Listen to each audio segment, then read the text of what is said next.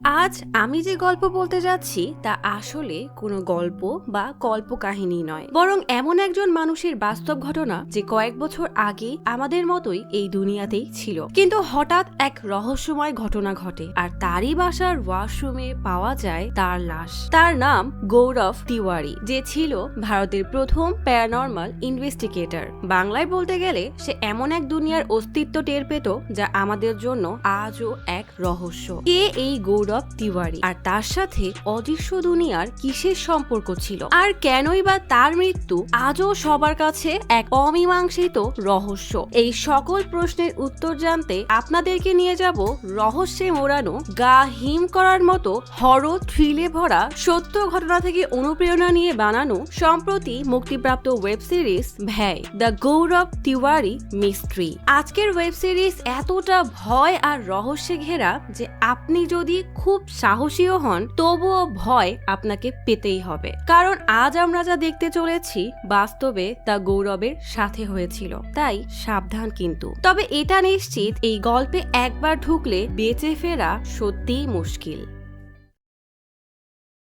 এই যে লোকটাকে দেখছেন তার নাম গৌরব তিওয়ারি, যাকে দেখতে আমাদের মতোই স্বাভাবিক মনে হলেও তার পুরো জীবনটাই আজ পুরো দুনিয়ার কাছে একটা জলজান্ত রহস্যের নাম। গৌরব কোনো ভৌতিক জায়গার সন্ধান পেলেই ছুটে যেত সেই জায়গায়, আর তার ইলেকট্রনিক ম্যাগনেটিক যন্ত্রের সাহায্যে সেখানে থাকা অদৃশ্য অশরীরদের সাথে যোগাযোগ করে সাহায্য করার চেষ্টা করত।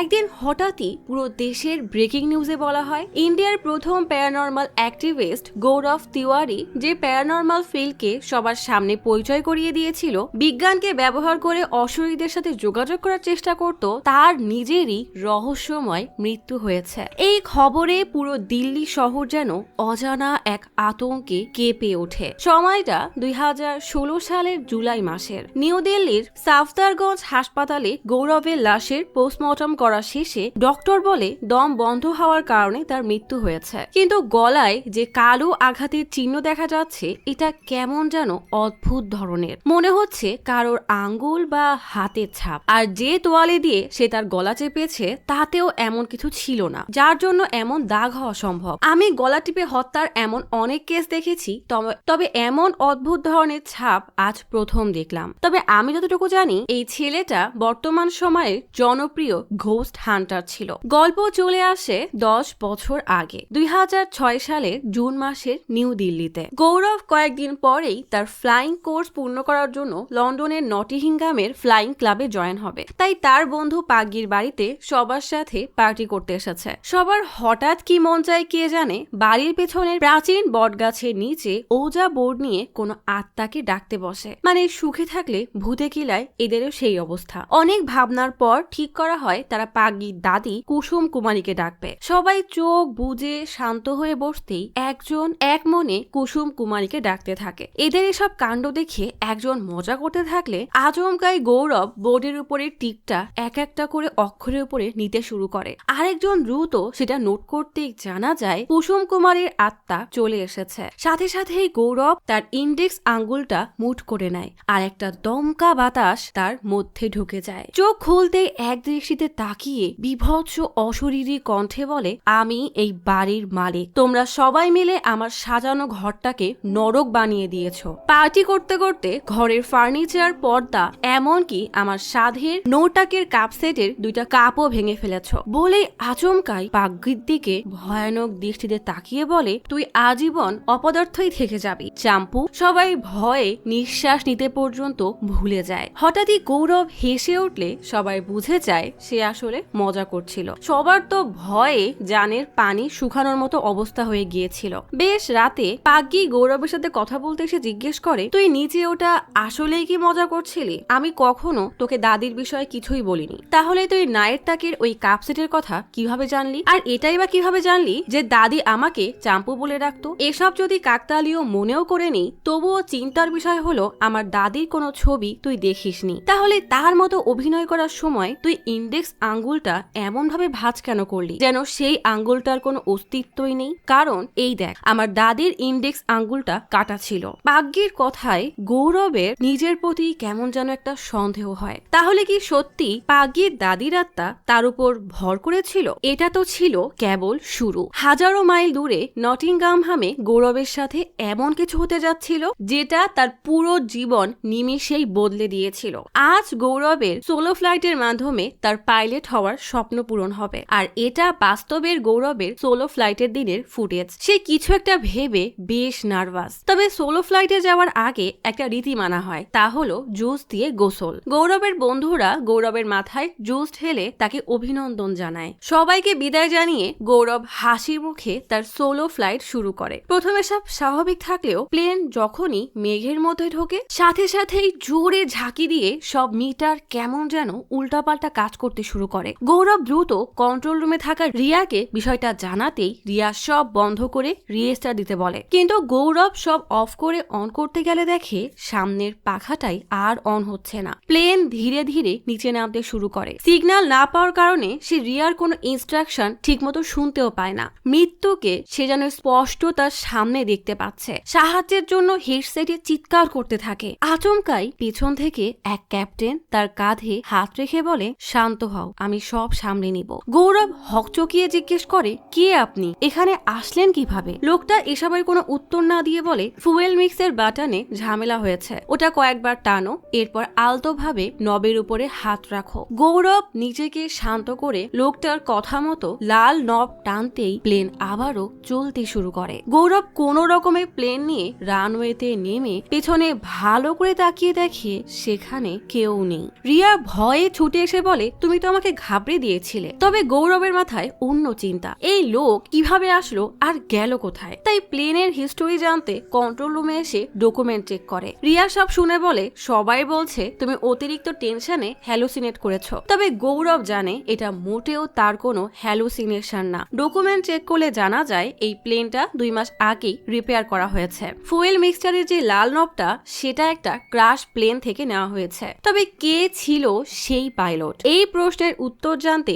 গৌরব সেই ক্রাশ করা প্লেন মানে ইস্টার্ন মিডল্যান্ড ফ্লাইট 201 সম্পর্কে সার্চ করে। জানা যায় 2 বছর আগে মিডল্যান্ড ফ্লাইটটা শেয়ারুর জঙ্গলে ক্রাশ করে। 40 জন প্যাসেঞ্জারই স্পট ডেড। প্লেনে 2 জন পাইলট ছিল, একজন ডোনাল্ড এবং আরেকজন বব। দুইজনই সেদিন মারা গেছে। সেদিন প্লেনে ববই তাকে বাঁচাতে এসেছিল। তার সাথে হওয়া এই 2 ঘটনায় গৌরব মোটামুটি নিশ্চিত হয়ে যায় যে সে আত্মাদেরকে দেখতে পারে, কিন্তু পুরোপুরি নিশ্চিত তো হতেই হবে। তাই সে তার সব প্রশ্নের উত্তর খুঁজতে চলে আসে মেটাফিজিক্যাল এবং হিউম্যানিস্টিক সায়েন্স চার্চে। এই চার্চে এসে সে সুপারন্যাচুরাল শক্তিদের সাথে কন্ট্যাক্ট করার কিছু মেশিন সম্পর্কে জানে। একটা হলো IM পড, যার মাধ্যমে 360 ডিগ্রি অ্যাঙ্গেলে ইলেকট্রোম্যাগনেটিক সিগন্যাল পাঠিয়ে আত্মাদের সাথে কমিউনিকেট করা যায়। দ্বিতীয়টি হলো ট্রাইফিল্ড মিটার, যার মাধ্যমে সেটা ইলেকট্রোম্যাগনেটিক সিগন্যাল পরিমাপ করে আত্মাদের উপস্থিতি আছে কিনা তা বোঝায়। আরেকটা হলো EMF মিটার, যেটা ইলেকট্রোম্যাগনেটিক সিগন্যালের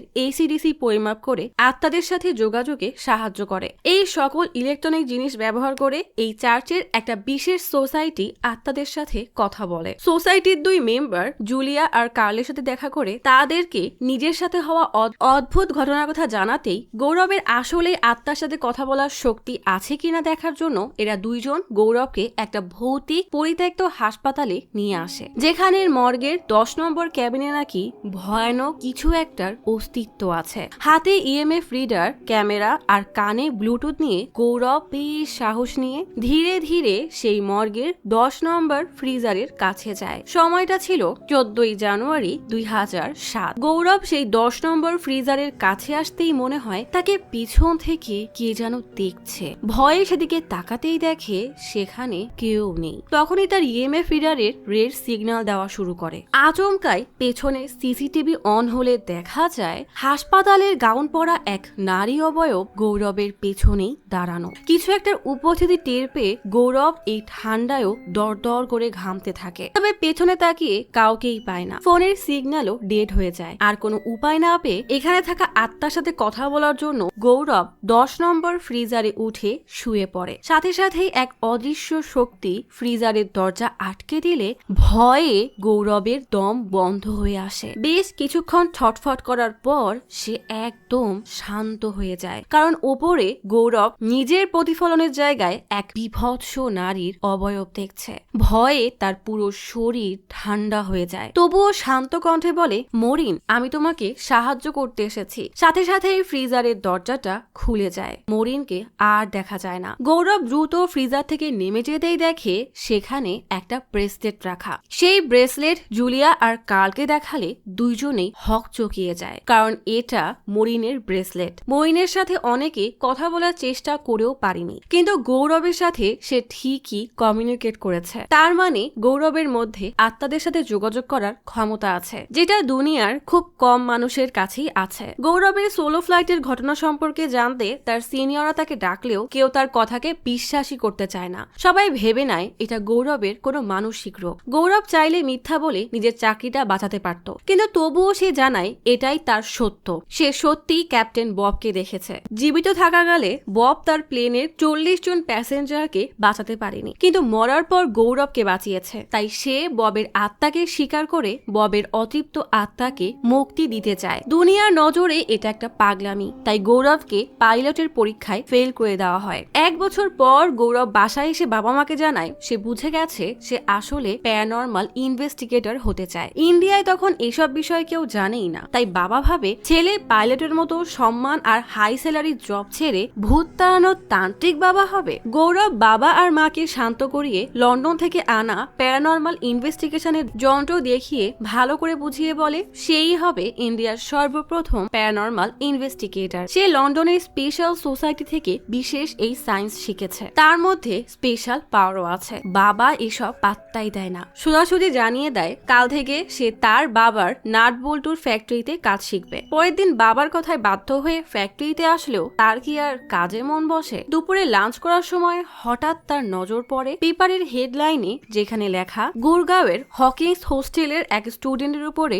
ভূত হামলা করেছে। গৌরব সাথে সাথেই নেটে হকিংস হোস্টেলের নম্বর নিয়ে ওয়ার্ডেনের সাথে কথা বলে ফ্লাইটে চলে আসে গুরগাঁওতে। হোস্টেলে পৌঁছাতে পৌঁছাতে বেশ রাত হয়ে যায়। গৌরব হোস্টেলে ঢুকেই ওয়ার্ডেনকে জিজ্ঞেস করে ভুতুরে রুমের নম্বরটা কত। কল 213 নম্বর রুম বলতেই গৌরব সোজা সিঁড়ি বেয়ে উঠে রুমে যাচ্ছে দেখে তাকে কল সাবধান করার চেষ্টা করে। গৌরব দেখে রুমের সামনে পূজার নানা জিনিস রাখা। কল জানায় এগুলো সকালে তান্ত্রিক এসে করে গেছে। তুমিও কি কোনো তান্ত্রিক নাকি? গৌরব বলে না, তবে আমি যে কি সেটা জানতেই আমি এখানে এসেছি। আমার বিশ্বাস জ্ঞান ভয় দূর করে, তাই আমাকে জানতেই হবে। বলেই ভয় ভয় করলেও বেশ সাহস নিয়ে রুমে এসে ইএমএফ রিডার অন করে এগোতে থাকে। কিন্তু গৌরব ঘরের আলো জ্বালাতেই লাইটটা কয়েকবার কেঁপে বন্ধ হয়ে যায়। ঘুটঘুটে অন্ধকারে গৌরব একটা টর্চ চালিয়ে মিটারের আলো কাঁপতে দেখে বলে, আমি গৌরব তিওয়ারি, আপনি কি আমাকে শুনতে পাচ্ছেন? আচমকাই পর্দার আড়াল থেকে কালো একটা ছায়া সরে যান। পেছনের টেবিল ফ্যান একা একাই চলছে দেখে গৌরব বেশ ঘাবড়ে সেদিকে এগোতেই মিটারে লাল আলো জ্বলে ওঠে। গৌরব বলে, আমি কোনো ক্ষতি করব না, কোনো সাহায্য লাগলে বলতে পারেন। কথা শেষ করার আগেই ওয়াশরুমের দরজা আপনা আপনি খুলে যায়। গৌরব কৌতূহলবশত ওয়াশরুমে ঢুকতেই দেখে মিটারের লাল আলো আরো জোরে জোরে কাঁপছে। কোনো ভারী নেগেটিভ এনার্জির অস্তিত্ব টের পেয়ে গৌরব বেসিনের আয়নার কাছে আসতেই টর্চের আলো কয়েকবার কেঁপে বন্ধ হয়ে যায়। আচমকাই দরজা জোরে বাড়ি লেগে বন্ধ হয়ে যায়। গৌরব তবুও ভয় না পেয়ে মোবাইলের ফ্ল্যাশ চালিয়ে বেসিনে রেখে আয়নার পাশের একটা সাবান পেয়ে সেটা দেখতে থাকে। আচমকাই আয়নায় নিজেকে দেখে কেমন যেন এক ভয়ানক নজরে তাকায়। নিজেকে দেখতেই তার নজর একদম আটকে যায়। হাত একা একাই আয়নার উপরে ঘুরে সাবান দিয়ে কি যেন আঁকাতে থাকে। দেখে মনে হচ্ছে গৌরবের উপরে কোনো ভয়ানক শক্তি ভর করেছে। বাপ রে, মনে হচ্ছে গৌরবের জায়গায় আমি নিজেই আছি। গৌরব বেশ কয়েকটা আঁচড় কেটে আজব এক চিহ্ন বানায়। দেখে মনে হয় এ যেন কোনো কালো জাদুর চার্ট। চিহ্ন আঁকানো শেষ হতেই বিভৎস কালো ধোয়ার মতো এক কঙ্কাল অবয়ব তার উপর হামলা করতেই যাবে, তখনই কনস্টেবল ওয়াশরুমের আলো জ্বালিয়ে গৌরবের উপরে চিৎকার করতে থাকে যে সে সবকিছু জানা সত্ত্বেও এখানে কেন আসলো। গৌরব আয়নার সেই চিহ্ন দেখে কিছু বোঝার আগেই কনস্টেবলের জন্য বাধ্য হয়ে বের হয়ে আসে। গৌরব আত্মার সাথে কথা বলতে পারে শুনে কনস্টেবল আরো রেগে তাকে কোনো ঢঙ্গি মনে করে মারতে থাকে। গৌরবের বন্ধুরা এসব কাহিনী শুনে মজা করে বলে, শার্ট প্যান্ট পরে আত্মাদের সাথে কথা বলতে গেলে মানুষ তো তোকে মারবেই, তুই বরং তান্ত্রিকের মতো পোশাক পরা শুরু করে। নিহারিকা বেশ চিন্তিত হয়ে বলে, এটা তোমার হবি হিসাবে ঠিক আছে, কিন্তু প্রফেশন বানানোটা মনে হয় ঠিক হবে না। তবে গৌরব ততদিনে এটাকে অলরেডি পেশা বানিয়ে কার্ডও ছাপিয়ে দিয়েছে। এরপর সে ইন্ডিয়ান প্যারানর্মাল সোসাইটি শর্টে IPS মেম্বারের জন্য ইন্টারভিউ নিতে শুরু করে। এখানেই তার পরিচয় হয় মেঘার সাথে। মেঘা জানায় তার বাড়ির পেছনেই একটা কবরস্থান আছে। সে প্রায় বন্ধুদের সাথে সেখানে যেত, তাই এই অদৃশ্য বিষয়গুলো সে বহুবার অনুভব করেছে। গৌরবের মতো UK থেকে ডিগ্রি না নিলেও প্যারানর্মালের উপর লেখা সব ধরনের বই তার পড়া হয়ে গেছে। গৌরব মেঘাকেও তার টিমে নিয়ে নেয়। এদিকে মুম্বাইয়ের গোরগাঁওয়ের রয়্যাল ভিলায় বিক্রমের জরুরি মিটিং থাকায় দিশা দ্রুত তার জন্য নাস্তা বানাতে আসে। তাদের পোষা কুকুর ব্রুনো হঠাৎই দিশার উপর লাফিয়ে ওঠে। দিশা কোনো রকমে তাকে শান্ত করে খেলনা ছুঁড়ে খেলতে পাঠায়। বিক্রম অনেক ব্যস্ত, তাই দিশা মিটিং এর জন্য গুড লাক দিয়ে বিদায় জানায়। বিক্রম চলে যেতেই দিশাকে কেউ কল দিলে দিশা বলে, আজ বিক্রমের মিটিং, আশা করি ও ডিলটা পেয়ে যাবে, আমি 1 ঘন্টার মধ্যেই বের হব। কল কাটতেই উপর থেকে ব্রুনোর গোঙানির আওয়াজ পেতেই দিশা বেশ অবাক হয়ে উপরে এসে দেখে ব্রুনো তার খেলনা একদম ছিঁড়ে বুড়ে ফেলেছে। ব্রুনোকে সারা রুমে কোথাও না পেয়ে বিছানার নিচে উকি দিতেই দেখে ব্রুনো চুপ করে বসে আছে। এই অন্ধকারের মাঝে কি যেন একটা দেখে দিশা ছিটকে সরে যায়। তার চোখে মুখে ভয় স্পষ্ট। এদিকে গৌরব তার IPS টিমের জন্য রাজের ইন্টারভিউ নিচ্ছে। রাজের অবশ্য এই বিষয়ে কোনো নলেজ নেই, তবে সে নাইট ভিশনের সুন্দর ছবি আর ভিডিও তুলতে পারে। রাজ জানায় তার কাজিন বিক্রম সফটওয়্যার ইঞ্জিনিয়ার। সে তার স্ত্রীর সাথে রয়্যাল পামের এক বাংলোতে 2 বছর ধরে ভাড়া থাকে। তবে তাদের সমস্যা ওই বাংলো নিয়ে নয়, বরং তাদের পোষা কুকুর ব্রুনোকে নিয়ে। বিক্রম জানায় ভেদ বলেছে ব্রুনোর কোনো শারীরিক সমস্যা নেই, তবে এটা ওর আচরণগত সমস্যা। সবাইকে উপরে তাদের বেডরুম এনে দেখায় ব্রুনো সবসময় বেডরুমের জানালার কাছেই বসে থাকে, যেন সে কিছু একটা পাহারা দিচ্ছে। গৌরব সেই জানালায় হাত রাখতেই মেঘা জানায় পুরো রুমের তাপমাত্রা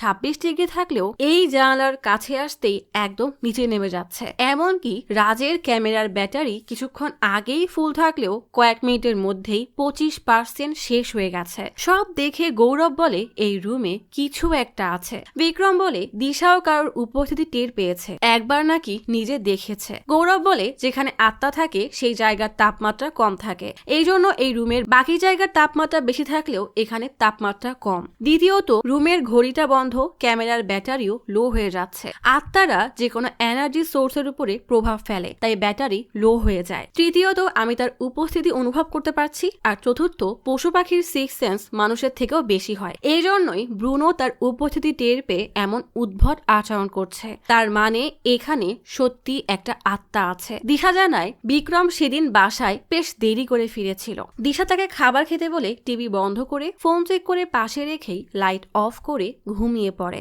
আচমকাই কিছু একটা পড়ার শব্দে সে কেঁপে উঠতেই দেখে বেডসাইড ল্যাম্পটা পড়ে গেছে।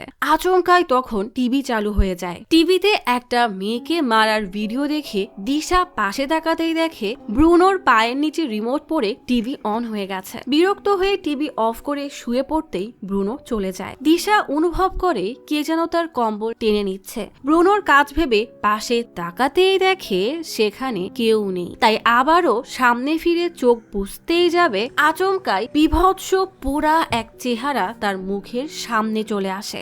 ভয়ানক এই স্বপ্ন দেখে দিশা চিৎকার করে লাফিয়ে ওঠে।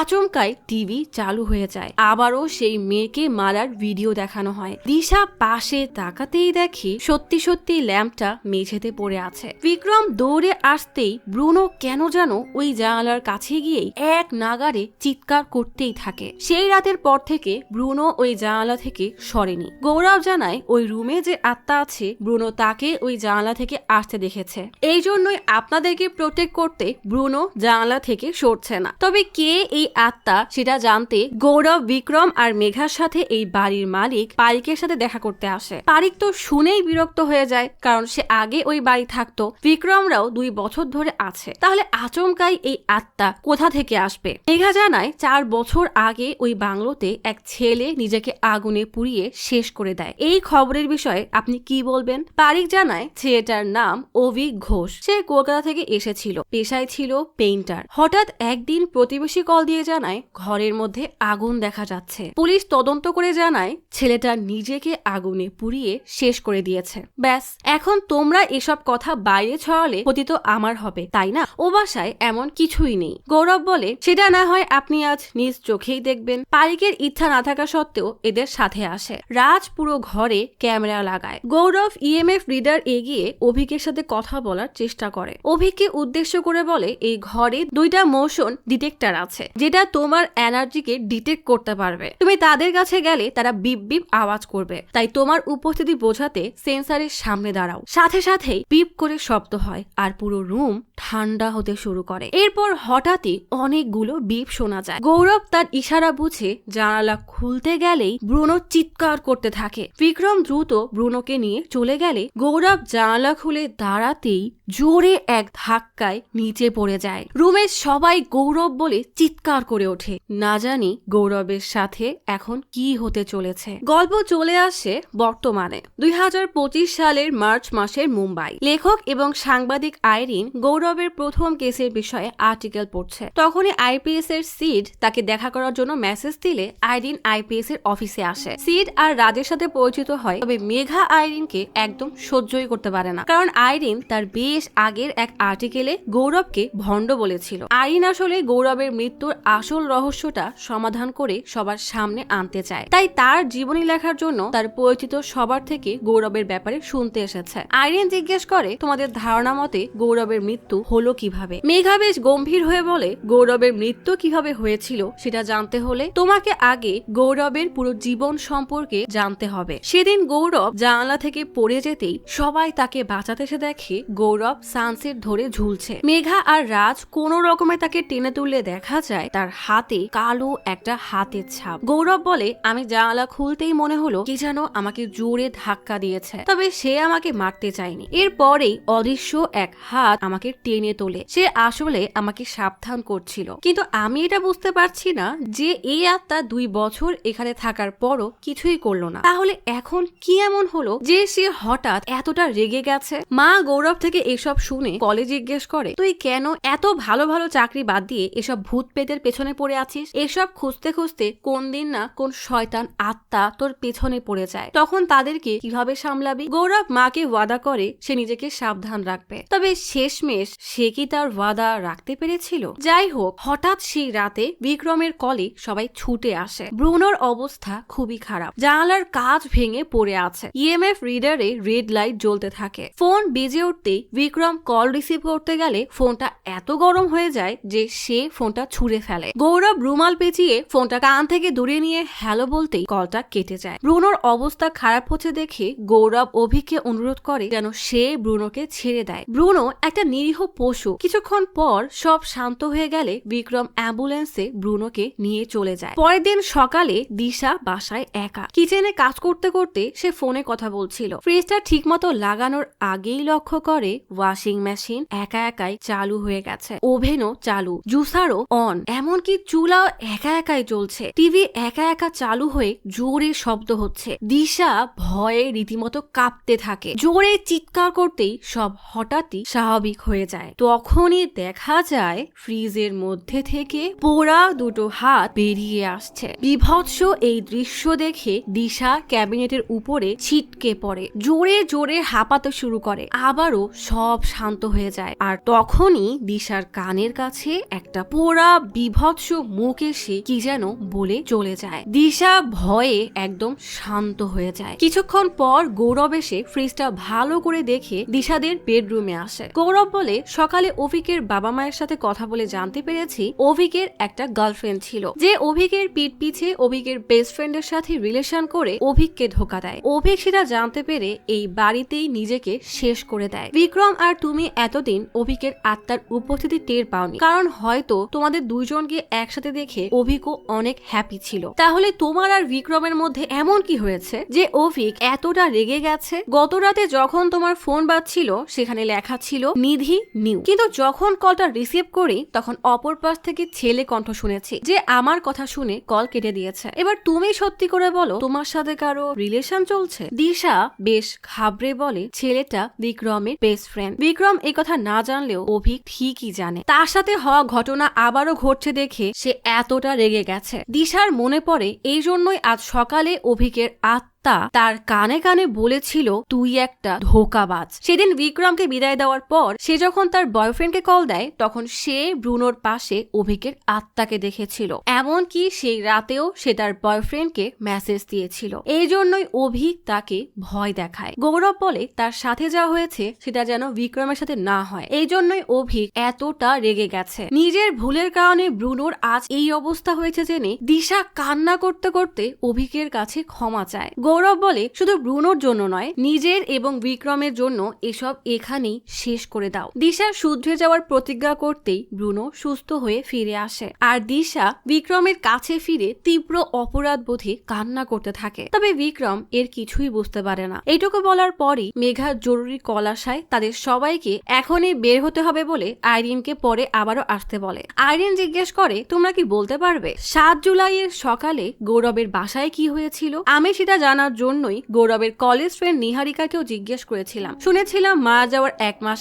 আগে গৌরব তার সাইকোলজিস্ট বান্ধবী নিহারিকার সাথে বেশ কয়েকবার দেখা করেছিল। মেঘা বলে গৌরবের কোনো মানসিক সমস্যা ছিল না, নিহারিকা তার বান্ধবী ছিল, এই জন্যই দেখা করতো বাস। আইরিন বলে আমি গৌরবকে ব্যক্তিগতভাবে জানি না, কিন্তু যতটুকু বুঝেছি সে শারীরিক এবং মানসিক ভাবে সুস্থ ছিল, কোনো বিষয় নিয়ে ট্রমাও ছিল না। তাহলে এমন সুস্থ সবল মানুষ নিজেকে কেন শেষ করে দিবে? আপনাদের কি মনে হয় না গৌরবের মৃত্যুর আসল রহস্য পুরো দুনিয়াকে জানানো উচিত? সবাই চুপ করে থাকে। পরের দিন সকালে আইরিন নিহারিকার সাথে গৌরবের বিষয়ে কথা বলতে আসলে সে সরাসরি মানা করে দেয়, কারণ তার পক্ষে গৌরবকে নিয়ে কথা বলা সম্ভব না। আইরিন বলে আমি চাইলে তোমার ইন্টারভিউ ছাড়াই বইটা লিখতে পারি, কিন্তু আমি তোমাকেও একটা সুযোগ দিতে চাই। মারা যাওয়ার 1 মাস আগে তার সাথে কি এমন কিছু হয়েছিল যার জন্য গৌরব এমন কিছু করেছে? নিহারিকা বিরক্ত হয়ে গাড়ি নিয়ে বেরিয়ে যায়। গাড়ি চালাতে চালাতে নিহারিকার মনে পড়ে সেদিনের কথা। নিহারিকার নতুন ক্লিনিক দেখতে এসে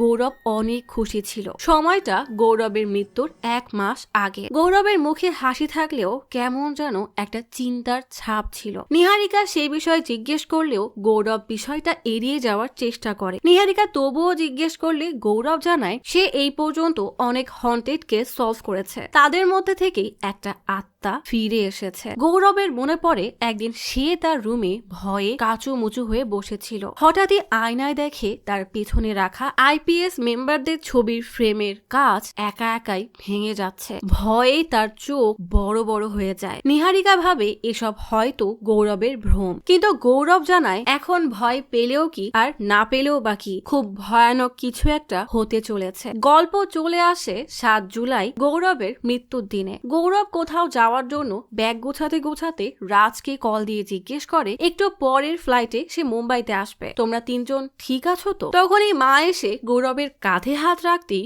গৌরব একদম কেঁপে ওঠে। যে গৌরব কখনো ভয় পায় না তাকে এত ছোট বিষয়ে ঘাবড়াতে দেখে মা জিজ্ঞেস করে তোর চোখ মুখ এমন কেন? ঘুম হয়নি? যা গোসল করে আয়, আমি নাস্তা বানাচ্ছি। বলেই মা চলে গেলে গৌরব তোয়ালে নিয়ে ওয়াশরুমে ঢুকতে গিয়েও থেমে উপরে এমন ভাবে তাকায় যেন কোনো কিছুর উপস্থিতি টের পেয়েছে। বিষয়টাকে পাত্তা না দিয়ে ওয়াশরুমে চলে যায়। কিছুক্ষণ পর মা হঠাৎ লক্ষ্য করে গৌরবের ওয়াশরুমের দরজা থেকে পানি ভেসে আসছে। জলদি গিয়ে দরজায় কয়েকবার নক করে, কিন্তু ভেতর থেকে কোনো সাড়া শব্দ না পেয়ে মা ভয়ে চিৎকার করতে থাকে। বাবা এসে দরজায় জোরে জোরে ধাক্কা দিয়ে দরজা ভেঙে ভেতরে ঢুকতেই দেখে ওয়াশরুমের সবগুলো কল খোলা। গৌরব পানির মধ্যে পড়ে আছে। বাবা মাকে জলদি অ্যাম্বুলেন্স ডাকতে বলে। চিৎকার করে গৌরবকে ডাকে, কিন্তু গৌরব তার ডাকে আর সাড়া দেয় না। সাথে সাথেই শহরের সব চ্যানেলে ব্রেকিং নিউজ হয়ে যায়। বিজ্ঞানে বিশ্বাস রাখা গৌরব তিওয়ারির অদ্ভুত রহস্যময় মৃত্যু হয়েছে। যে গৌরব সবসময় নেগেটিভ এনার্জির কথা বলতো, শেষমেশ সেই কি হয়ে গেল নেগেটিভ এনার্জির শিকার। আসলে গৌরবের সাথে ওই ওয়াশরুমে কি হয়েছিল তা কি আজীবন মানুষের অজানাই থেকে যাবে? আইরিন গৌরবের কেসে তদন্তকারী অফিসারের কাছে আসলে পোস্টমর্টম রিপোর্টে যেহেতু বলা হয়েছে গৌরব নিজেকে শেষ করে দিয়েছে, তাহলে আর তো কোনো প্রশ্নই থাকে না। তবে আইরিনের মতে ওই ছোট্ট ওয়াশরুমে এত জায়গা নেই যে কেউ ঝুলে পড়বে, আর নিজে নিজের গলা চেপে ধরলে একটা সময় পর দম বন্ধ হয়ে কষ্ট হলে অবশ্যই সে ছেড়ে দিবে। অফিসার বলে দেখেন, যদি এটা সাধারণ কেউ হতো তাহলে এত প্রশ্ন আসতো না। যেহেতু সে প্যারানর্মাল ইনভেস্টিগেটর ছিল এই জন্যই আপনাদের কাছে এসব রহস্য মনে হচ্ছে। মানুষ ভাবছে কোনো ভূত প্রেত হয়তো তাকে মেরে ফেলেছে। আইরিন বলে, পোস্টমর্টম রিপোর্টে বলা হয়েছে গলায় যে দাগ পাওয়া গেছে সেটা সাধারণ কোনো দাগ না। তাহলে আপনারা তদন্ত কেন করছেন না? অফিসার বিরক্ত হয়ে বলে, সে তো মারা গেছে, তার পরিবার যখন কিছু বলছে না তখন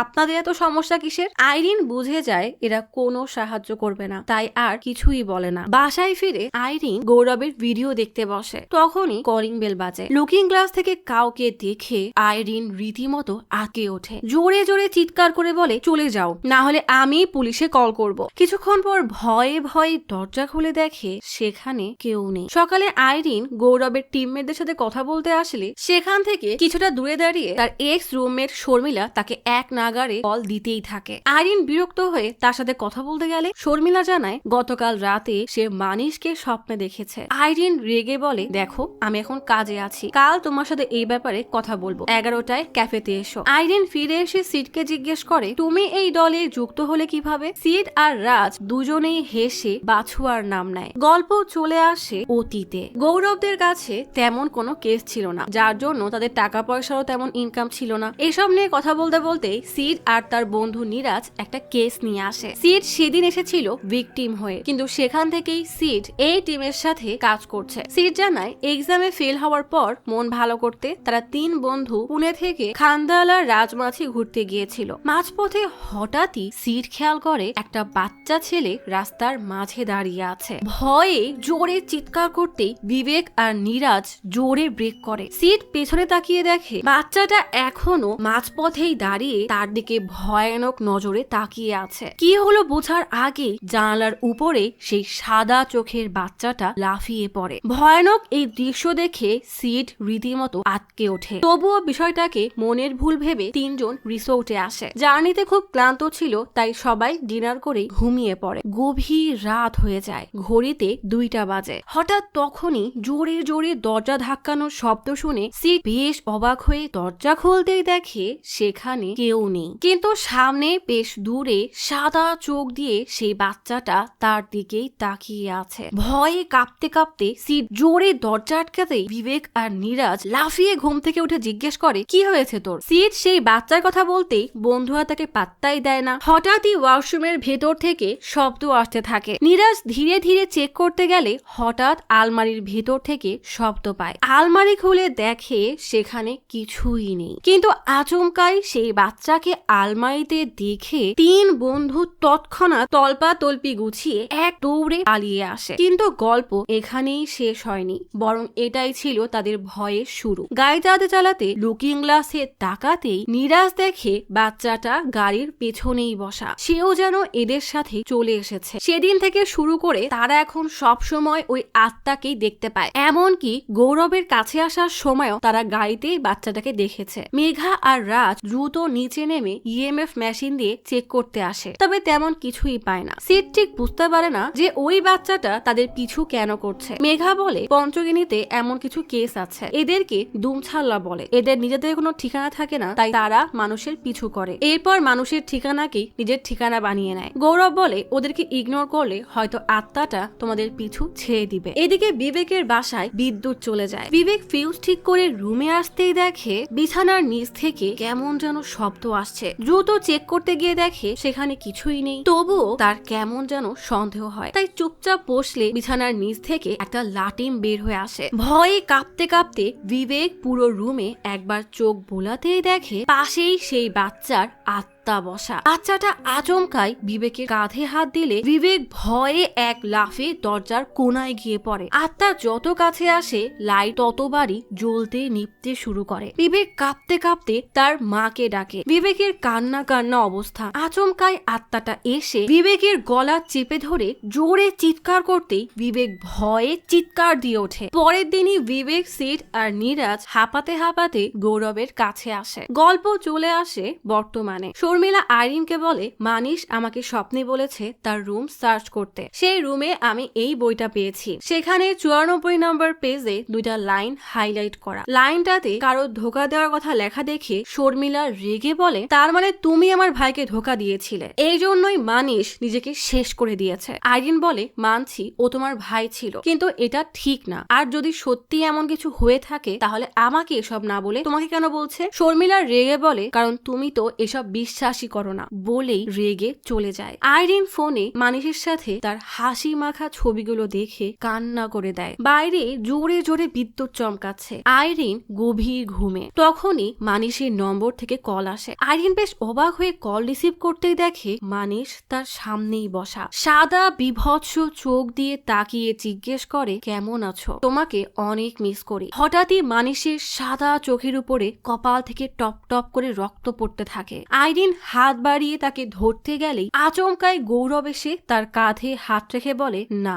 এমনই এক ভয়ানক স্বপ্ন দেখে আইরিন ঘুম থেকে লাফিয়ে ওঠে। ফোন চেক করতেই দেখে তখন রাত 12:17 বাজে। আইরিন জলদি উঠে গৌরবের কেস স্টাডি করতে শুরু করে। গল্প চলে আসে গৌরবের মৃত্যুর 7 দিন আগে। নিহারিকা গৌরবের ফেভারিট রেস্টুরেন্ট থেকে তার পছন্দের এক গাদা খাবার নিয়ে এসে জিজ্ঞেস করে ওষুধ নিয়েছিলি? গৌরব বলে না, এসব করে কোনো লাভ হবে না, যা হওয়ার তাই হবে। নিহারিকা জিজ্ঞেস করে এসবের মানে কি? গৌরব তাকে কিছু বোঝাতে না পেরে অস্থির হয়ে বেলকনিতে গিয়ে দাঁড়ালেই নিহারিকা এসে তার পাশে দাঁড়ায়। গৌরব নিচে একটা গাছের দিকে ইশারা করে বলে ওখানে বাছুয়া দাঁড়িয়ে আছে। নিহারিকা সেখানে কাউকেই দেখতে পায় না। গৌরবকে বুঝিয়ে বলে এটা তোর মনের ভুল, চল এখান থেকে, বলেই তাকে টেনে নিয়ে যায়। কিন্তু দেখা যায় বাছুয়া সত্যি সেখানেই দাঁড়িয়েছিল। তাহলে কি বাছুয়াই গৌরবকে মেরে ফেলেছে? নভেম্বর 2007। বিবেক গৌরবের অফিসে এসে বলে তোমরা না বলেছিলে ও আর হামলা করবে না? গতকাল তো আমি মরতে মরতে বেঁচেছি, ওদেরকে পাঠানোটাই ভুল হয়েছে। রাজ জিজ্ঞেস করে তুমি আমাদের সম্পর্কে জানলে কিভাবে? বিবেক জানায় রয়্যাল পালমের বিক্রমের সাথে সে জিম করে, মানে ওই যে ব্রুনোর কেসের বিক্রম, তার কথাই বলছে। তবে তোমাদের কথা শুনে অনেক বড় ভুল হয়ে গেছে। গৌরব বলে ঠিক আছে, আমরা যদি ভুল হয়েই থাকি তাহলে আজই রাজমাছি চলো, সেখানে গিয়েই এই সমস্যার সমাধান খুঁজবো। 3 বন্ধু ভয় ইতস্তত করলে গৌরব বলে যত জ্ঞান বাড়বে ভয় ততই কমবে। বিবেক এবার রাজি হয়ে যায়। নিরাজ বলে তাহলে আমাদের তো বাসের টিকিট কাটা হয়ে গেছে, সেই ট্যুরের কি হবে? বিবেক বলে আগে আমাদের জীবন বাঁচুক, তারপর ট্যুরে যাওয়া যাবে। মাঝপথে সিট নিরাজ আর বিবেক। আচমকাই ড্রাইভিং সিটের গ্লাসের উপরে বাচুয়াকে লাফিয়ে পড়তে দেখে এত জোরে ব্রেক করে যে সবাই রীতিমতো ভয় পেয়ে যায়। 3 বন্ধু বাচুয়াকে দেখতে পেল, গৌরবরা কেউ কিছুই দেখে না। সবার সেফটির জন্য এবার গৌরবে গাড়ি চালায়। হাইওয়ের পাশে চা পান করার জন্য এক দোকানে নেমে বাছুয়ার বর্ণনা দিতেই দোকানদার বলে এর নাম তো বাছুয়া, ওকে গ্রামবাসী অশুভ মনে করে। বহু বছর আগের কথা, রাস্তার পাশে সে লাটিম খেলছিল। লাটিমটা রাস্তার মাঝে পড়ে গেলে সে লাটিম উঠাতে যায়, আর হঠাৎই এক ট্রাক এসে তাকে পিষে মেরে ফেলে। সামনেই এক হনুমান মন্দির আছে, পারলে সেখানে দর্শন করবেন। এখানের মানুষ বিশ্বাস করে মন্দিরে গেলে বাছুয়ার নজর থেকে বেঁচে যাবেন। গৌরব তার টিম নিয়ে মন্দিরের দিকে রওনা হয়, কিন্তু কিছু দূর যাওয়ার পর তাদের গাড়ি নষ্ট হয়ে যায়। মেঘা ক্যামেরা ইএমএফ মিটার বের করে। সিড এসব জিনিস দেখে কোনটা কি কাজ করে তা বারবার জিজ্ঞেস করতে থাকে। রাজ তাকে ভালোভাবে সব বুঝিয়ে দেয়। গৌরব বলে আমার মনে হয় বাছুয়া চায় না আমরা ওই মন্দিরে যাই, সে হয়তো এখানেই কোথাও আছে। দেখতে দেখতে সন্ধ্যা হয়ে যায়। ক্যামেরা অন করে রেকর্ডিং শুরু হয়। গৌরব বাছুয়াকে ডেকে বলে তুমি শুনতে পেলে সাড়া দাও, আমরা তোমার কথা শুনতে এসেছি, তোমাকে সাহায্য করতে এসেছি। তুমি আসলে এই মেশিনে লাইট জ্বলবে আর শব্দ হবে, একবার বাজলে হ্যাঁ আর 2 বার বাজলে না। বাছুয়া একবার শব্দ করে। গৌরব জিজ্ঞেস করে এই 3 জনের সাথে তোমার কোনো সম্পর্ক আছে? একবার বিপ শব্দ হয়। মেঘা জিজ্ঞেস করে ওদের কাছে কোনো সাহায্য চাচ্ছ? এবার 2 বার বিপ শব্দ হয়। গৌরব জিজ্ঞেস করে ওদের থেকে তুমি কি চাচ্ছ?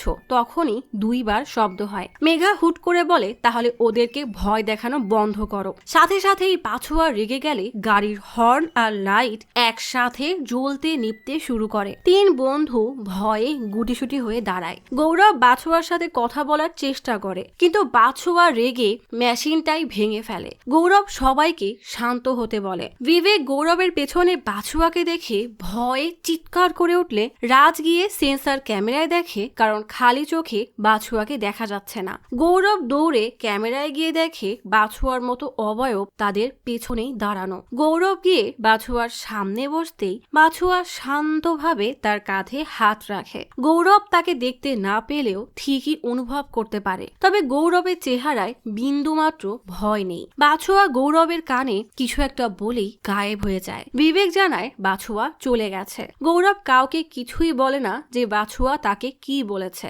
এরপর হনুমান মন্দিরে গিয়ে দর্শন করার পর থেকেই নিরাজ, বিবেক এবং সিড বাছুয়াকে আর কখনোই দেখেনি। পরের দিন সিড খবরের কাগজ এনে গৌরবকে দেখিয়ে বলে যে বাসে করে 3 বন্ধুর ট্রিপে যাওয়ার কথা ছিল, সেই বাসের অ্যাক্সিডেন্ট হয়। যেহেতু সিডরা বাছুয়ার জন্য যেতে পারেনি তাই তারা বেঁচে গেছে। তার মানে বাছুয়া আসলে তাদেরকে ভয় দেখাতে নয়, বরং বাঁচাতে এসেছিল। গৌরব বলে, না, সে তোমাদেরকে সাবধান করতে এসেছিল। আমরা এক্সপার্ট হয়েও ওকে দেখতে পারিনি, কারণ বাছুয়াকে তারাই দেখতে পারে যারা বিপদে পড়তে যাচ্ছে বা খুব দ্রুত মারা যাবে। গৌরবের মারা যাওয়ার 7 দিন আগে বাছুয়াকে দেখার অর্থ নিহারিকাকেও জানিয়েছিল, তবে সে এসব কথা নিহারিকা ছাড়া আর কাউকেই বলেনি। নিহারিকা জিজ্ঞেস করে, কেউ কি তোমার ক্ষতি করার চেষ্টা করছে? গৌরব চুপ করে থাকে। নিহারিকা তাকে এতটা ভেঙে পড়তে দেখে সান্ত্বনা দিয়ে বলে, সব ঠিক হয়ে যাবে।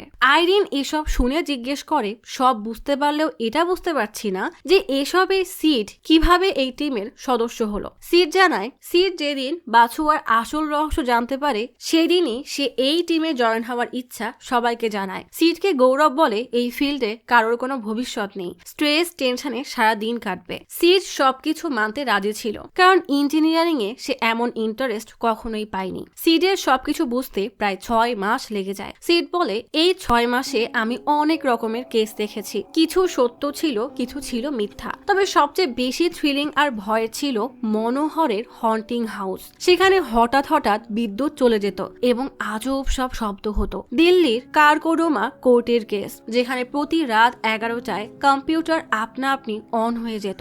আহমেদাবাদের হন্টিং পার্কিং, এই প্রত্যেক কেসে মজা হলেও টাকা ছিল না। রাজ একদিন সিডকে সেন্ট পিটার কবরস্থানের আর্টিকেল দেখায়। গৌরব কবরস্থানের বিষয়ে শুনে বলে, আমাদের কাছে এখন যেহেতু কোনো কাজ নেই তাই চলো একবার গিয়ে দেখে আসি। সিড বলে, আমরা যখন যাচ্ছি তখন একটা বুদ্ধি আছে, এতে আমাদের রিসার্চও হবে আবার আর্থিক অবস্থা ভালো হবে। এই জন্য আমরা এখন সেলস এবং মার্কেটিং করব। আর এই কবরস্থানের কেস কভার করতে সিড চলে যায় আইরিনের ওয়েস্টার্ন হেলথের অফিসে। সিড আইপিএস এর ফাইল নিয়ে আইরিনের কাছে গিয়ে তাদের খবর পেপারে এই খবর ছাপাতে বলে, আর চাইলে সে ইন্টারভিউ নিয়ে ইউটিউবেও ছাড়তে পারে। আইরিন তখন এসব প্যারানর্মাল জিনিস বিশ্বাস করতো না, তাই মানা করে দেয়। কিন্তু আইরিনের কলিগ সুহানি এই স্টোরি কভার করতে রাজি হয়, কারণ তার জন্য বিষয়টা অনেক ইন্টারেস্টিং।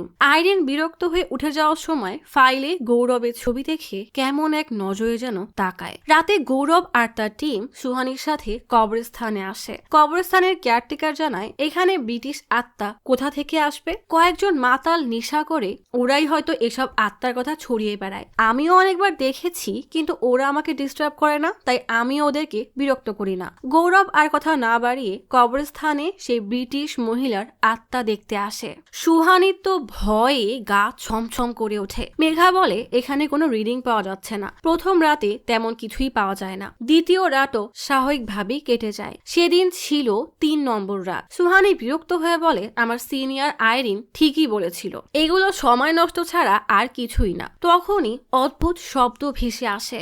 এক মহিলা কণ্ঠে কে যেন জোরে জোরে কান্না করছে। সুহানি তো ভয়ে রীতিমতো কাঁপতে থাকে। গৌরব বেশ সাহস নিয়ে সামনের দিকে এগোয়, সাথে সাথেই ক্যামেরার ব্যাটারি ফুরিয়ে যায়। গৌরব খেয়াল করে গাছের অপর পাশে কেউ ঘুমটা দিয়ে দাঁড়ানো। গৌরব কথা বলার চেষ্টা করে। আচমকাই সাদা চোখ আর উস্কো খুস্কো চুল, মুখে কপালে কাটা দাগে ভরা এক বিভৎস চেহারা গৌরবের সামনে আসতেই গৌরবের ভয় লাগলেও নিজেকে একদম শান্ত রাখে। সুহানি ভয়ে আটকে ওঠে। সাথে সাথেই কালো এক ধোঁয়া হয়ে আত্মাটা গৌরবের শরীরে প্রবেশ করে। গৌরব কালো বড় বড় চোখে তাকিয়ে মাটিতে হাঁটু গেড়ে বসে। সাথে সাথেই সে আত্মা বের হয়ে যায়। এই ঘটনার পর গৌরব ভীষণ ভয় পেয়ে যায়। এটাই প্রথম কোনো কেস ছিল যেটা গৌরব কোনো অজানা কারণে সলভ না করেই চলে আসে। এরপর সে কোনোদিন আর ওই কবরস্থানে ফিরে যায়নি।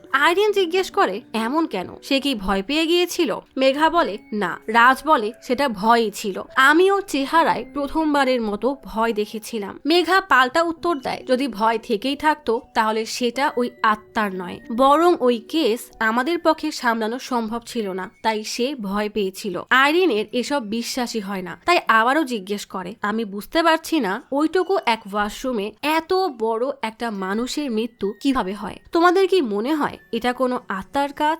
রাজ বলে, আমার মনে হয় ওটা আত্মারই কাজ। এখন ওই কবরস্থানের মহিলা ছিল নাকি অন্য কোনো আত্মা তা আমরা জানি না। মেঘা বলে, আমি জানি না, জানতে চাইও না। আইরিনকে ঝাড়ি দিয়ে বলে, তোমার এসব ফালতু প্রশ্ন আর ওই বই বন্ধ করো। বলে রেগে হাঁটা দিয়ে বেলকনিতে এসে সেই ভয়ানক রাতের কথা মনে করে। গৌরবের শরীরে যখন সেই ভয়ানক আত্মাটা প্রবেশ করেছিল তখন গৌরব অশরীরী কণ্ঠে বলেছিল সে তোকে ছাড়বে না। মেঘার আজও সেটা ভাবলে ভয় হয়, ওই আত্মা আসলে কার কথা বলছিল। মেঘা অবশ্য একথা কাউকে জানায় না। 2010 সালের এপ্রিল মাস, Y TV office, Mumbai. Production মেম্বাররা তাদের চ্যানেলের জন্য কোনো কুল এক তান্ত্রিকের খোঁজ করছিল, কারণ তাদের ইচ্ছা তাদের চ্যানেলে একটা ভূতের প্রোগ্রাম চালু করবে। তখনই একজন গৌরবের কবরস্থানের ভিডিও দেখালে তার রিয়েল ভূতের এসব ভিডিও দেখে বেশ খুশি হয়ে গৌরবকে ডাকার সিদ্ধান্ত নেয়। বর্তমানে আইরিন সিডের কথা চিন্তা করতে করতে বেশ ক্লান্ত, তার মাথায় হাজারটা প্রশ্ন ঘুরপাক খাচ্ছে। সে সবকিছুর উত্তর চায়, তাই সিডকে কল দিয়ে এক রেস্টুরেন্টে ডাকে। সিড জানায় আইপিএস টিমে মেঘাই সর্বপ্রথম জয়েন করেছিল। প্যারানরমালের বিষয়গুলো তার জন্য অনেক গুরুত্বপূর্ণ, তাই কেউ যদি বলে এসবের জন্যই গৌরবের মৃত্যু হয়েছে তাহলে তো এর কোনো গ্যারান্টি নেই যে মেঘা কিংবা আমাদের সাথেও এমন কিছু হবে না। তাই মেঘা সেদিন অমন অদ্ভুত ব্যবহার করেছিল। আচ্ছা, তুমি গৌরবের স্টোরি সকলের সামনে আনতে চাও, এটা কি শুধুমাত্র গৌরবের জন্য নাকি এর পেছনে অন্য কোনো কারণ আছে? আইরিন বলে, সেদিন শর্মিলাকে দেখেছিলে না? ওর ভাই আমার বয়ফ্রেন্ড ছিল, 4 বছরের সম্পর্ক ছিল, আমরা একই অফিসে কাজ করতাম। কিন্তু ধীরে ধীরে মানিশ আমাকে নিয়ে খুবই পজিটিভ আর কন্ট্রোলিং হয়ে পড়েছিল। তার কথা ছাড়া আমি যেন নড়তেই পারবো না। রোজ রোজ ঝগড়া চিৎকারে অসহ্য হয়ে আমি ব্রেকআপ করে নিয়েছিলাম। তবুও সে আমার পিছু করতো। আমি তাকে সব জায়গা থেকে ব্লক করে দিই যেন সে যোগাযোগ করতে না পারে। এসব মেনে নিতে না পেরে মানিশ একদিন বেলকনি থেকে লাফিয়ে পড়ে। মানিশের মৃত্যুর তীব্র অপরাধ বোধে আইরিন শান্তিতে ঘুমাতেও পারে না। শর্মিলাও আইরিনকে দোষ দেয়, কারণ মানিশ স্বপ্নে এসে শর্মিলাকে এসব জানিয়েছে, আর এখন তো আইরিনও মানিশকে স্বপ্নে দেখে। আইরিন বুঝতে পারছে না কোনটা সত্য আর কোনটা মিথ্যা। এই জন্যই সে এই বই লেখা শুরু করে। এই বই এখন আইরিনের ব্যক্তিগত ব্যাপার হয়ে গেছে। গৌরবকে নিয়ে জানতে জানতে এখন আইরিন নিজেকেই জানা শুরু করেছে। সিড বলে, তুমি চাইলে আমরা শর্মিলার মাধ্যমে মানিশের সাথে কন্ট্যাক্ট করতে পারি। আইরিন মানা করে দেয়, কারণ তার পক্ষে এসব মেনে নেওয়া সম্ভব না। এসব দেখলে হয়তো সে নিজেকে আর সামলাতে পারবে না। তাই আইরিন টপিক বদলে গৌরবের কথা জিজ্ঞেস করে। গল্প চলে আসে 2010 সালে। গৌরবকে ওয়াই টিভি তাদের অফার জানালে গৌরব এক কথায় মানা করে দেয়, কারণ টিভি একটা মিথ্যার বোনা জালের মতো। তাই গৌরব এসবে জড়াতে চায় না। তার এসব ইন্টারভিউ তাদের প্রফেশনের জন্য ভালো হবে না। ওয়াই টিভির টিম তাকে বোঝানোর চেষ্টা করলেও গৌরব না করে চলে আসে। মেঘা বলে, এই চ্যানেল এশিয়ার তরুণদের 1 নম্বর পছন্দের চ্যানেল। মানুষ ওদের ইন্টারভিউর জন্য মরিয়া হয়ে থাকে। আমাদের আর্থিক অবস্থাও ভালো না, অফিস চালানোর জন্য টাকার দরকার। গৌরব বলে, তুমি ভালো করে জানো আমরা টাকা কিংবা খ্যাতির জন্য এসব করি না। আমরা মানুষ এবং আত্মাদেরকে সাহায্য করি, তাদের ইমোশনের সাথে আমি খেলতে পারবো না। মেঘা বোঝায় আমরা আমাদের মূল্যবোধ ঠিক রাখবো।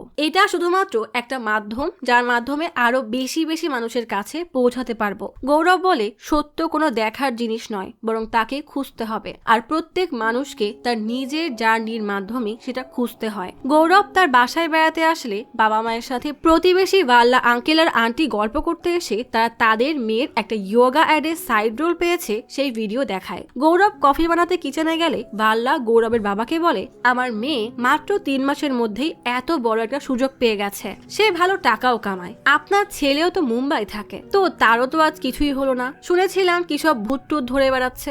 বাবা রেগে বলে, ওটাকে তদন্ত বলে, আর আমার ছেলে যাতে খুশি আছে আমরাও তাতেই খুশি। আঙ্কেলের কথাটা গৌরবের আত্মসম্মানে লাগে, তাই বেরিয়ে এসে বলে, ওয়াই টিভির নাম শুনেছেন তো? এশিয়ার নাম করা টিভি, আমি ওখানে ইন্টারভিউ দিব, সেটা ভালো করে দেখবেন কিন্তু। বাবা মায়ের সম্মান রাখতে গৌরব ওয়াই টিভির অফার অ্যাকসেপ্ট করে নেয়। কে কিন্তু তার শর্ত দুইটা। প্রথম শর্ত, হন্টিং সাইট যেমনটা গৌরব চাইবে তেমনটাই থাকবে, কারণ প্যারানর্মালকে সিরিয়াসলি না নিলে এর পরিণতি খুব খারাপ হবে। দ্বিতীয় শর্ত হলো চ্যানেলের টিআরপি বাড়ানোর জন্য অনৈতিক কোনো কাজ করবে না, যেন সবার সামনে আমাদের কিংবা আইপিএস এর তামাশা হয়। আপনারা যদি সততা নিয়ে কাজ করেন তাহলে আপনাদের রেটিংস এমনিই বেড়ে যাবে। ওয়াইটিভি টিম এতে রাজি হয়ে যায়। আরিম্যান তাদের latest show haunting with Hasina Mehta বাংলোতে শুট করা শুরু করে, যেখানে 3 জন ভাগ্যবতী কিংবা অভাগা সুন্দরী মেয়েরা পুরো রাত সেই ভুতুড়ে বাংলোতে থাকবে। যে টাস্কটা কমপ্লিট করতে পারবে সে পাবে 5 লাখ টাকা। 3 জন হলো ক্রিসেন, তারা এবং মেহেক। 3 জন তাদের পরিচয় দিলে গৌরব তার টিম নিয়ে এসে সবার সাথে পরিচয় করানোর পর সিট জানায় এই বাংলো এখন একটা পরিত্যক্ত বাংলো। এখানে 30 বছর আগে ভয়ানক এক আগুনে একই পরিবারের 15 জন সদস্য মারা যায়। লোকমুখে প্রচলিত আছে বিল্ডার্সরা এই বাংলো দখলের জন্য ইচ্ছা করে আগুন লাগিয়েছিল, যার জন্য এই আত্মারা কাউকে এই বাংলোর ভেতরে যেতে দেয় না। মেঘা জানায় স্থানীয়রা অনেকে তাদেরকে দেখেছে, কিন্তু কোনো ভিডিও বা ছবি নেই। গৌরব বলে এই জন্যই আমরা এখানের আসল সত্য জানতে এসেছি। প্রথম টাস্ক হলো রাত 12টায় বাংলোর সেন্টারে যাবে। সেখানে একটা পুরনো চৌকি দেখতে পাবে, পাশেই একটা শাবল থাকবে। সেটার সাহায্যে সিঁড়ি খোদাই করলে একটা বাক্স পাবে, সেখানে থাকবে দ্বিতীয় টাস্কের বিবরণ। রাজ 3 ক্যান্ডিডেটকে সব বুঝিয়ে দেয়, নাইট ভিশন ক্যামেরা আর ইয়ারপিস দিয়ে দেয়। যদি তারা কোনো শব্দ পায় বা আজব কিছু দেখে তাহলে টিম জানতে পারবে।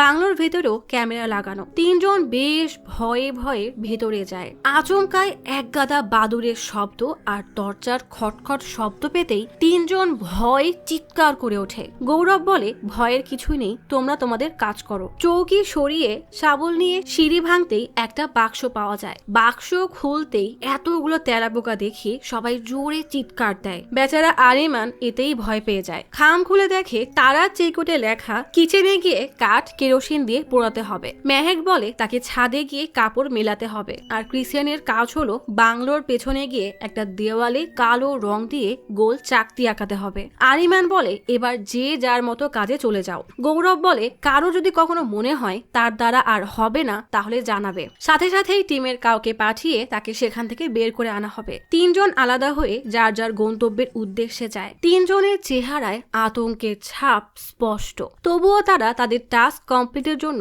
ভয়ে ভয়ে এগোতে থাকে। রাজ গৌরবকে জানায় সে 2nd ফ্লোরে আছে, তার মিটার ঠিক মতো কাজ করছে না, মানে এখানে আত্মার উপস্থিতি আছে। আর তারা এখানে আসাতে আত্মাটা বিরক্ত। সাথে সাথেই তারার টর্চ বন্ধ হয়ে যায়। গৌরব সিটকে তারাকে চেক করতে বলে। আরিমান বলে ব্যাটারিতে ফুল চার্জ করে দেওয়া হয়েছিল। গৌরব বলে আত্মারা এমন অনেক বাধাই সৃষ্টি করবে, কারণ তারা চাচ্ছে না আমরা এখানে থাকি। ক্রিসেন এক রুমে গেলে আচমকা শব্দ হতেই সে চিৎকার করে ওঠে। গৌরব খেয়াল করে কোনায় কেউ বসে আছে। আরিমানকে জিজ্ঞেস করলে সে জানায় ওটা তো আমাদের অ্যাসিস্ট্যান্ট ডিরেক্টর মায়ূর, এসব করলে টিআরপি বাড়বে। গৌরব রেগে বলে আমি না তোমাকে এসব ফালতু ড্রামা করতে মানা করেছিলাম, ওকে এখনই আসতে বলো। আরিমান মায়ূরকে ফিরে আসতে বলে। তারা ততক্ষণে কিচেনে পৌঁছে গেছে। কেরোসিন ঢেলে আগুন ধরাতে গেলে দেখে আগুন জ্বলছে না। সে ভয়ে রীতিমতো কাঁপতে শুরু করে। গৌরব জিজ্ঞেস করে আগুন জ্বলছে না কেন? এডি বলে কারণ এখানে কেরোসিন কম আর পানি বেশি। মানে এরা গৌরবের একটা শর্ত মানেনি, নিজেদের ইচ্ছা মতো সব করে রেখে দিয়েছে। জর্ডি গৌরবকে বোঝায় যে এটা তো টিভি, একটু ড্রামা না হলে জমবে না। তারা হাল না ছেড়ে কাগজ খুঁজে আগুন ধরাতে গেলে দেখে সেটাও জ্বলছে না। আরিম্যান এবার হতভম্ব হয়ে বলে এটা তো একদম ফ্রেশ কাগজ, এতে আমরা কিছুই করিনি, তাহলে এমন কেন হচ্ছে? গৌরব বুঝে যায় ওখানে নিশ্চয়ই কোনো আত্মা আছে। তারা অদ্ভুত কিছু শব্দ অনুভব করতে পেরে ভয়ে কান্না করে দেয়। টাস্ক ছেড়ে দেওয়ার জন্য বলতেই গৌরব সিটকে দ্রুত তারার কাছে যেতে বলে। আচমকাই তারার নাইট ভিশন ক্যামেরার আলো অফ হয়ে যায়। কাগজে আপনা আপনি আগুন ধরে যায়। তারা ভয়ে জোরে জোরে চিৎকার করে বলে আমাকে বের করো। তারা টাস্ক থেকে বাদ পড়ে যায়। এখন সবার নজর মেহেক আর ক্রিসেনের উপর। ক্রিসেন অনেক খোঁজার পর রঙের বালতি পায়। মেহেক ছাদে হঠাৎ কারো শব্দ পেয়ে কেউ আছে কিনা জিজ্ঞেস করতেই গৌরব বলে এটা খালি জায়গা, তাই শব্দের প্রতিফলন হচ্ছে, ওটা তোমারই পায়ের শব্দ, তাই ভয় পেও না। এদিকে ক্রিসেন ভয়ে মন্ত্র পড়তে পড়তে সামনের দিকে এগোয়। দেয়ালে রং দিয়ে পেইন্ট করতেই যাবে তখনই খেয়াল করে কে যেন আগে থেকেই সেখানে পেইন্ট করে রেখেছে। সাথে সাথেই এক অদ্ভুত অদৃশ্য শক্তি ক্রিসেনের হাত ধরে বসে। ক্রিসেন কোনোভাবেই তার হাত নাড়াতে পারে না। ক্রিসেন এবার ভয়ে চিৎকার করতে থাকে। ক্রিসেনকে উদ্ধার করতে মায়ুরকে পাঠানো হয়। ক্রিসেনের অবস্থা এত খারাপ দেখে মেঘা আর সিডকেও তাড়াতাড়ি সেখানে যেতে বলে। সেই অদৃশ্য শক্তি ছেড়ে দিতেই ক্রিসেন ভয়ে অজ্ঞান হয়ে যায়। গৌরব বুঝে যায় এখানে থাকা কতটা বিপজ্জনক, তাই এখনই সব শুটিং বন্ধ করতে বলে। তাছাড়াও টিভি টিম গৌরবের কোনো কথা শুনছেই না। তারা টিআরপির জন্য নিজেদের মতো করে সব সাজিয়েছে। মেয়েদের অবস্থা খুবই খারাপ। এডি বলে, তুমি একটু বেশি রিয়াক্ট করছো না? গৌরব রেগে বলে, তোমরা এসব এত স্বাভাবিকভাবে কেন নিচ্ছ? এগুলোর পরিণতি কি হতে পারে তার কোনো ধারণাও নেই। এদের অবস্থা দেখেছো? জানি তোমরা এসব সবসময় করো না, কিন্তু আমার জন্য এগুলো কোনো মজা না। আমার জন্য এই শো থেকেও গুরুত্বপূর্ণ হলো ওই মেয়েদের জীবন, কারণ সবকিছুর জন্য আমিই দায়ী থাকবো। তাই আমি আর তোমাদের সাথে নেই বলেই লাইভ শো থেকে বের হয়ে যায়। গৌরবের এতটা সাহস আর সততা দেখে আইরিন সবকিছু নোট করে নেয়। গৌরবকে নিয়ে লেখে সে গৌরব সম্পর্কে যতটা জানছে ততই তার রহস্য বাড়ছে। কিন্তু প্রশ্ন এখনো একটাই, গৌরবকে কে মেরেছে? তখনই আইরিনের ফুড ডেলিভারি আসলে সে খাবার নিয়ে এসে টেবিলে বসতেই স্ক্রিনে কিছু একটা দেখে রীতিমতো আটকে ওঠে। চশমা পরে ভালো করে তাকাতেই দেখে স্ক্রিনে লেখা, আমি জানি গৌরবকে কে মেরেছে। গৌরব তখন টাস্ক থেকে মেহেককে চলে আসার জন্য বলে। তখন ক্যামেরা আর ওয়াকিটকিতে আচমকাই কাজ করা বন্ধ হয়ে যায়। মেহেক ঠিক মতো তার কথাও শুনতে পায় না। গৌরব বুঝে যায় নিশ্চয়ই সেখানে কোনো সমস্যা হতে চলেছে, তাই নিজেই মেহেককে চেক করতে যায়। মায়ুর মেহেককে নিতে এসেছে দেখে মেহেক মায়ুরকে ফলো করে নিচে নেমে আসে, কিন্তু মায়ুর কেমন যেন অদ্ভুত ভাবে হাঁটছে। সে বাইরের রাস্তা দিকে না গিয়ে অন্যদিকে হাঁটা শুরু করে। মেহেকও কোনো উপায় না পেয়ে মায়ুরের পিছু করে। গৌরব মেহেকের সাথে যোগাযোগ করার চেষ্টা করে, কিন্তু তার কোনো রেসপন্স পায় না। মেহেক এক রুমের মধ্যে আসতেই আর বের হওয়ার রাস্তা খুঁজে পায় না। মায়ুরকে সেই রুমে আর পায় না, যেন সে একদম হাওয়ায় উবে গেছে। আইপিএস এর পুরো টিম মেহেককে হন্যে হয়ে বাংলোর মধ্যে খুঁজতে থাকে। মেহেক হঠাৎই খেয়াল করে রুমের এক কোনায় ধুতি পরা হাড্ডিসার এক বৃদ্ধ দেওয়ালের দিকে মুখ ফিরিয়ে কেমন ভাবে যেন দাঁড়িয়ে আছে। লোকটাকে দেখতেই ভয়ে মেহেকের জানের পানি একদম শুকিয়ে যায়। জোরে চিৎকার করতেই সেই শব্দ অনুসরণ করে গৌরব সবাইকে নিয়ে এসে মেহেককে ধরে। সেই বিভৎস আত্মা প্রচুর রেগে গেছে বুঝে গৌরব সেই আত্মাকে শান্ত করার জন্য বলে, আমরা এই মেয়েকে নিয়ে যাচ্ছি, আর কেউ কখনো এখানে আসবে না, দয়া করে একে ছেড়ে দিন। কথাটা শোনা মাত্রই আত্মাটা বাতাসে মিলিয়ে যায়। এভাবেই লাইভে প্রমাণ হয়ে যায় যে গৌরব কোনো ভণ্ড তান্ত্রিক না। পরের দিনই সব খবরের কাগজের প্রথম পাতায় গৌরবের ছবি আর আর্টিকেল ছাপে। ছেলের সফলতা দেখে গৌরবের বাবারও খুব গর্ব হয়। সব টিভি চ্যানেল, সাধারণ মানুষ সবাই গৌরব তিওয়ারির ফ্যান হয়ে যায়। তাকে দেখলেই তার ফ্যানরা এসে সেলফি তোলা শুরু করে দেয়।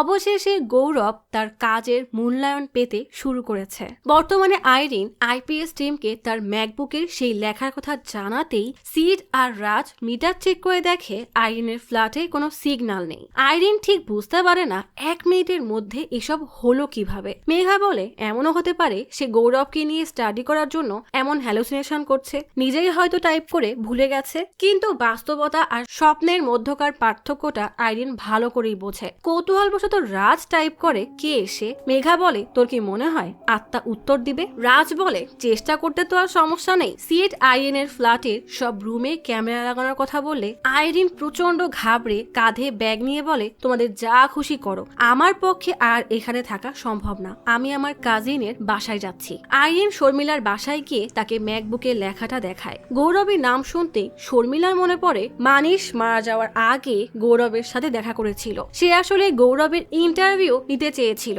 কিন্তু সেটা কেন যেন কমপ্লিট করতে পারেনি, তাই সেই ভিডিও অনলাইনে পাবলিশও হয়নি। শর্মিলা দ্রুত সেই ফুটেজ মানিশের হার্ড ড্রাইভে খুঁজতে যায়। আইরিনের মনে পড়ে মানিশের কথা, একসময় তারা কতটা হাসি খুশি আর সুন্দর মুহূর্ত কাটিয়েছে। হঠাৎই সব বদলে যায়, আর মানিশ পাশের বেলকনি থেকে নিজেকে শেষ করে দেয়। মানিশের মৃত্যুর কারণ নিজেকে ভেবে আইরিন কান্না করে দেয়। শর্মিলা ভিডিও ওপেন করতেই দেখে মানিশ গৌরবের ট্যাগলাইন, জ্ঞানী সব ভয় দূর করে দেয়, এই বিশ্বাসের পেছনের আসল রহস্য জানতে চাচ্ছে। গৌরব অস্থির হয়ে বলে, সেটা আগের বিশ্বাস ছিল, এখন আমার মনে হয় জ্ঞানী ভয় তৈরি করে। গৌরব আশেপাশে কেমন ভাবে যেন তাকায়, মনে হয় যেন সেখানে এখানেও কোনো আত্মার অস্তিত্ব আছে। গৌরব বলে, তোমার কি আমার সাথে এখানে ভয় করছে? মানিশ বলে, একদমই না। গৌরব বলে, যদি বলি শুধু তুমি না, তোমার যত আপনজন আছে সবার জীবন এখন ঝুঁকিতে, তাহলেও কি ভয় পাবে না? মানিশ এবার ঘাবড়ে বলে,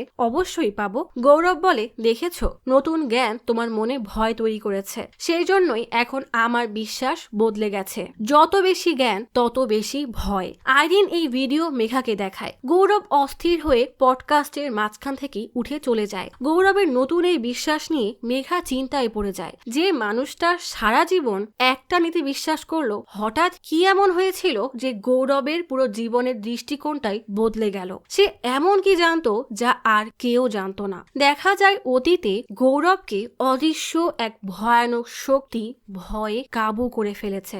গৌরব আর সহ্য করতে না পেরে নিজেকে ঘরবন্দি করে ফেলে, কারোর সাথে দেখা বা কথা বলা বন্ধ করে দেয়। একদিন ভয়ে কাঁচুমুচু হয়ে বসে দেখে তাদের আইপিএস টিমের গ্রুপের ফটোর ফ্রেমের কাজ ভেঙে যাচ্ছে, যেন কোনো অদৃশ্য শক্তি সবাইকে শেষ করার হুমকি দিচ্ছে।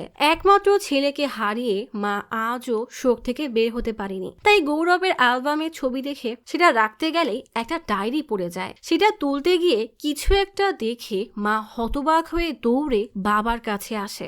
বাবা হতবম্ব হয়ে জিজ্ঞেস করে, এসব কোথায় পেয়েছো?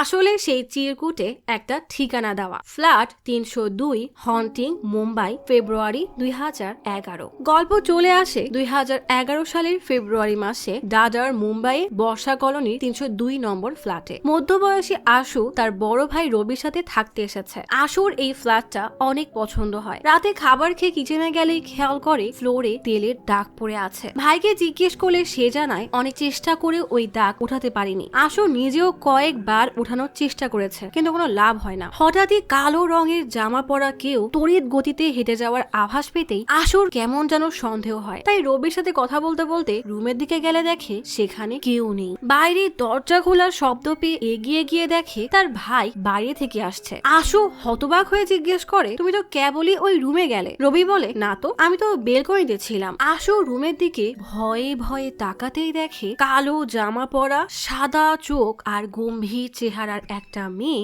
বারান্দায় দাঁড়িয়ে এক নজরে আশুকেই দেখছে। ভয়ে আশুর পুরো শরীর ঠান্ডা হয়ে যায়। তখনই রবি এসে তার কাঁধে হাত রাখতেই আশু চমকে ওঠে। আবারও বারান্দায় তাকিয়ে দেখে সেখানে কেউ নেই। বাপ রে, এসব দেখে তো আমারই এখন বারান্দায় যেতে ভয় করছে। কয়েকদিন পর গৌরবের দিল্লিতে এক ইভেন্টের প্রোগ্রাম আছে। মেঘা সেটা নিয়েই আলোচনায় ব্যস্ত। তখনই আশু কল দিয়ে সিটকে তার বাসার কথা জানালে সিট বলে, ঠিকানা দিয়ে রাখেন, আমরা আগামীকাল যাব। আশু অনেক ভয়ে আছে শুনে গৌরব সেখানে যেতে চাইলে মেঘা বলে, ইভেন্টে যাওয়াটা বেশি জরুরি, তুমি দিল্লি যাও, আমরা এই কেসটা দেখে নিব। মেঘা আর সিট আশুর ফ্ল্যাটে আসে। বাসায় ঢুকতেই মেঘার কেমন যেন অদ্ভুত এক অনুভূতি হয়। মেঘা আর সিট বাসা ঘুরে ঘুরে দেখে। সিট মিটারে বেশ জোরালো সিগন্যাল পায়। মেঘা কিচেনের সেই তেল চিটচিটে দাগটাও লক্ষ্য করে। সিট কিচেনে আসতেই দুজনে বুঝতে পারে ওখানে কিছু একটা আছে। আশু জিজ্ঞেস করে, আপনারা এত ভয় পাচ্ছেন কেন? রবি বলে, প্রথমবার আশু দেখেছিল, দ্বিতীয়বার রবি ওয়াশরুমে যাওয়ার সময় টেবিলের কোনায় সেই মেয়েটার ছায়া দেখে। সে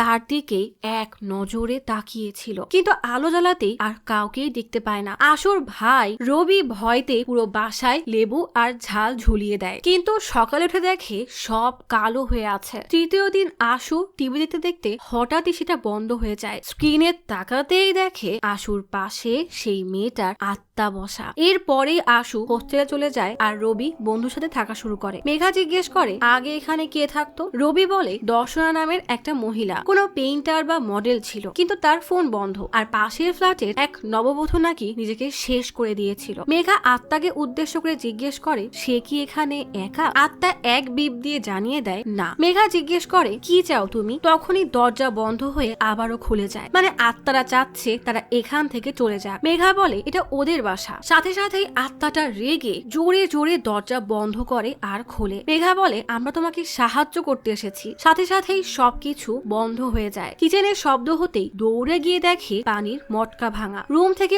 অনবরত শব্দ হলে রুমে গিয়ে দেখে সকল আসবাবপত্র একটার উপরে আর একটা রাখা। তখনই লাইটে শর্ট সার্কিট হয়। ফুলকি বের হয়ে রবির হাতে গিয়ে লাগে। গৌরব স্পিচ শেষ করে তার ভ্যানিটিতে আসতেই দেখে মেঘা 7 বার কল করেছে। সাথে সাথেই ব্যাক করলে মেঘা বলে, যত দ্রুত সম্ভব মুম্বাই আসো। আইরিন নিহারিকার সাথে দেখা করে মুম্বাইয়ের সেই ডাডার কেস নিয়ে কথা বলতে আসে, কারণ আইরিনের ধারণা ওই কেসের পর থেকেই গৌরবের সব চিন্তা ভাবনা বিশ্বাস বদলে গিয়েছিল। নিহারিকা বলে, আমার জানা মতে এই ঘটনার 5 বছর পর 2016 সালে গৌরবের মধ্যে পরিবর্তন দেখা যায়, তাহলে এর সাথে গৌরবের পরিবর্তনের কোনো সম্পর্ক নেই। আইরিন জিজ্ঞেস করে, গৌরবের শেষ সময়গুলোতে তুমি তো ওর সাথেই দেখা করতে, সে কি এই কেস নিয়ে কিছু বলেছিল? নিহারিকা বলে, তেমন কিছু তো মনে পড়ছে না, তবে কোনো পুরনো কেস ওর জীবনে ফিরে এসেছে এমনটাই বলেছিল। 9 বছরের এক বাচ্চাকে দেখতে পেত। আইরিনের মনে পড়ে বাছুয়ার কথা। নিহারিকা বলে, গৌরব বলেছিল ওই আত্মা শুধু তারাই দেখতে পায় যাদের মৃত্যু খুব কাছে বা জীবন সংকটে। সেদিন সবাই চলে গিয়েছিল, আমি খাবার নিয়ে গিয়েছিলাম। সে খুবই বিরক্ত ছিল, না খেয়ে বেলকনিতে গিয়ে দাঁড়ায়, খুবই অস্থির হয়ে বলছিল বাচ্চাটা ওকে দেখছে, সে ওর জন্যই এসেছে, কিন্তু আমি কাউকে দেখিনি। ওকে এমন দেখে কিছু করতে না পেরে আমার খুব অসহায় লাগছিল। অতীতে গৌরব দিল্লি থেকে মুম্বাইতে আশুর বাসায় আসে। সিট মিটা নিতে চাইলে গৌরব বলে, দরকার নেই, এমনিতেই বুঝতে পারছি। এক রুমের বেলকনি দেখিয়ে জিজ্ঞেস করে, এখানেও ছিল তাই না? আশু বলে, হ্যাঁ। গৌরব জানায় এখানে 2 জনের বেশি আত্মা আছে। গৌরব পুরো বাসার সব রুম ঘুরে ঘুরে দেখে, কিচেনের সেই দাগটাও লক্ষ্য করে। আরেক রুমে খেয়াল করে বেড সাইড টেবিলের দেওয়ালে দাগ, যেন অনেকদিন ধরে সেখানে কিছু একটা ছিল। রবিকে জিজ্ঞেস করে, এই বেড কি তুমি সরিয়েছ? রবি বলে, না, এটা তো এমনই ছিল। গৌরব আর সিট বেড ছড়িয়ে দেখে নিচে একটা গোল পোড়া দাগ, যেমনটা রেগুলার পূজা করার সময় হয় ঠিক তেমনই। কিচেনেও এমনই তেলের দাগ। গৌরব বলে, আগের ভাড়াটিয়া হয়তো এই বাড়িতে কালো জাদু করত। পাশের ফ্ল্যাটের নববধূ কেন নিজেকে শেষ করেছে তা এখন বলা যাচ্ছে না, তবে গৌরব ঠিকই খুঁজে বের করবে। তাই সবাইকে রুম থেকে বের হতে বলে, কারণ তার ধারণা আগে এখানে শুধু রবি একা ছিল, তাই আত্মারা চুপচাপ ছিল। পরে আশু আসলে আত্মারা বিরক্ত হয়ে তাদেরকে তাড়ানোর চেষ্টা করে, আর এখন এতগুলো মানুষ দেখে হয়তো আত্মারা হুমকি মনে করছে, তাই গৌরবের একা থাকাটাই ভালো। গৌরব সবাইকে ফ্ল্যাট থেকে বের করে দেয়। মেঘা তাকে একা থাকতে দিতে না চাইলে গৌরব তার মুখের উপরে দরজা লাগিয়ে দেয়। গৌরব কিচেনে গিয়ে বলে, আমি একা, এখন কি কথা বলা যাবে? সাথে সাথেই পুরো বাড়ি অন্ধকার হয়ে যায়। মোবাইলের ফ্ল্যাশ চালিয়ে দেখে সিঙ্কের নিচে একটা মেয়ে চুপ করে বসে আছে। গৌরব সেখানে বসতেই কিচেনের দরজা আপনা আপনি বন্ধ হয়ে যায়। গৌরব বলে, আমি জানি তুমি একা না। এখানে কতজন আছে? 5 জন, 10 জন, নাকি 20 জন, নাকি এরও বেশি? তখনই সব আত্মারা এসে গৌরবকে একদম ঘিরে ধরে। বাপ রে, এত আত্মার মাঝে গৌরব একদম একা বসে আছে। কথাটা শুনে নিহারিকা শিউরে ওঠে। আইরিন নিহারিকাকে সেই 302 নম্বর ফ্ল্যাটের চিরকুট দেখায়। নিহারিকা বলে, আমি এসব জানি না। তখনই মেঘা আইরিনকে কল দিয়ে তাদের অফিসে ডাকে। আইরিন ছুটে আসলেই মেঘা দেখায় আইরিনের ফ্ল্যাটে যে ক্যামেরা সেট করেছিল তাতে দেখা গেছে অদৃশ্য শক্তির মাধ্যমে একটা বই তাক থেকে নিচে পড়ে গেছে। পরে কেউ সেটা টি টেবিলে তুলে রাখে। আইরিন বলে, এই বই আমি মানিশকে দিয়েছিলাম। শর্মিলা বলেছিল এই বইয়ের মাধ্যমে মানিশ কোনো মেসেজ পাঠিয়েছে। আইরিন কিছুই বুঝতে পারে না যে তার বাসায় হঠাৎ কি শুরু হলো। আইরিন আইপিএস টিমের সাথে ফ্ল্যাটে এসে দেখে বইয়ের সেই পাতাটাই খোলা যেখানে মানিশ হাইলাইট করেছিল। রাজ পড়ে বলে, হয়তো কোনো মেসেজ দেওয়ার চেষ্টা করছে। মেঘা কিছু একটা ভেবে বলে, ল্যাপটপে যে লিখেছিল সে মানিশের আত্মা না তো? আইরিন এসব বিশ্বাসই করতে পারে না। আইরিন রীতিমতো ভয়ে শুরু করে। মেঘা বলে, দেখো, আমাদের কাছে আর কোনো রাস্তা নেই। তুমি আর শর্মিলা মানিশের আত্মাকে ডাকো, সেই বলতে পারবে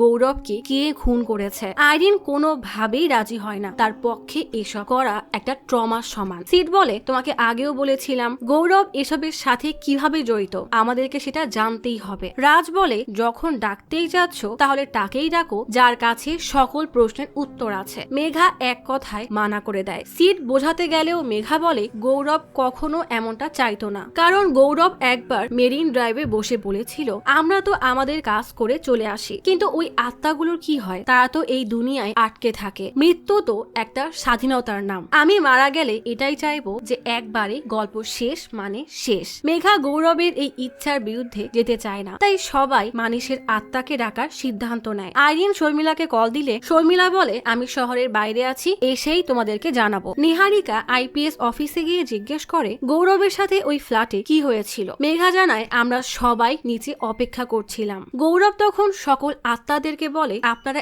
একসাথে এখানে নিশ্চয়ই আসেননি, আপনাদেরকে নিশ্চয়ই কোনো মন্ত্র পড়ে আনা হয়েছে, আর এখন আপনারা এটাকেই আপনাদের বাসা মনে করছেন আর এখান থেকে যেতে চাচ্ছেন না। সাথে সাথেই কিচেনের দরজা খুলে যায়। গৌরব বুঝতে পারে তাকে এখন যেতে বলা হচ্ছে। গৌরব বের হওয়ার সময় বলে আজকের পর থেকে আপনাদেরকে কেউ বিরক্ত করবে না, কিন্তু একটা কথা মাথায় রাখবেন, এটা আপনাদের শেষ গন্তব্য না। ঘরের সব আসবাবপত্র আবারও ঠিক হয়ে যায়। নিচে এসে গৌরব আশুদেরকে এই ফ্ল্যাট ছেড়ে দিতে বলে। রবি এর কারণ জিজ্ঞেস করলে গৌরব জানায় সবকিছুর উত্তর সবসময় জানা সম্ভব না, কিছু সময় ছেড়ে দিতে হয়। গৌরব তার ফোন উপরেই ভুলে রেখে এসেছে, তাই আবারও নিতে যায়। ফোন নিয়ে বের হতেই যাবে তখনই আলো জ্বলতে আর নিভতে শুরু করে। গৌরব খেয়াল করে সিঁড়িতে লাল বেনারসিতে কোণের সাজে একটা মেয়ে বসা। মেয়েটা আচমকাই তার বিভৎস হাত বাড়িয়ে একটা চিরকুট দিয়ে গায়েব হয়ে যায়। গৌরব নিচে ফিরে সবকিছু বললেও সেই চিরকুটের কথা কাউকে জানায় না। নিহারিকা জিজ্ঞেস করে কিন্তু সেখানে তো ফ্ল্যাট নম্বর লেখা ছিল, তাই না? মেঘা বলে গৌরবের মা না বললে আমরা কখনোই চিরকুটের কথা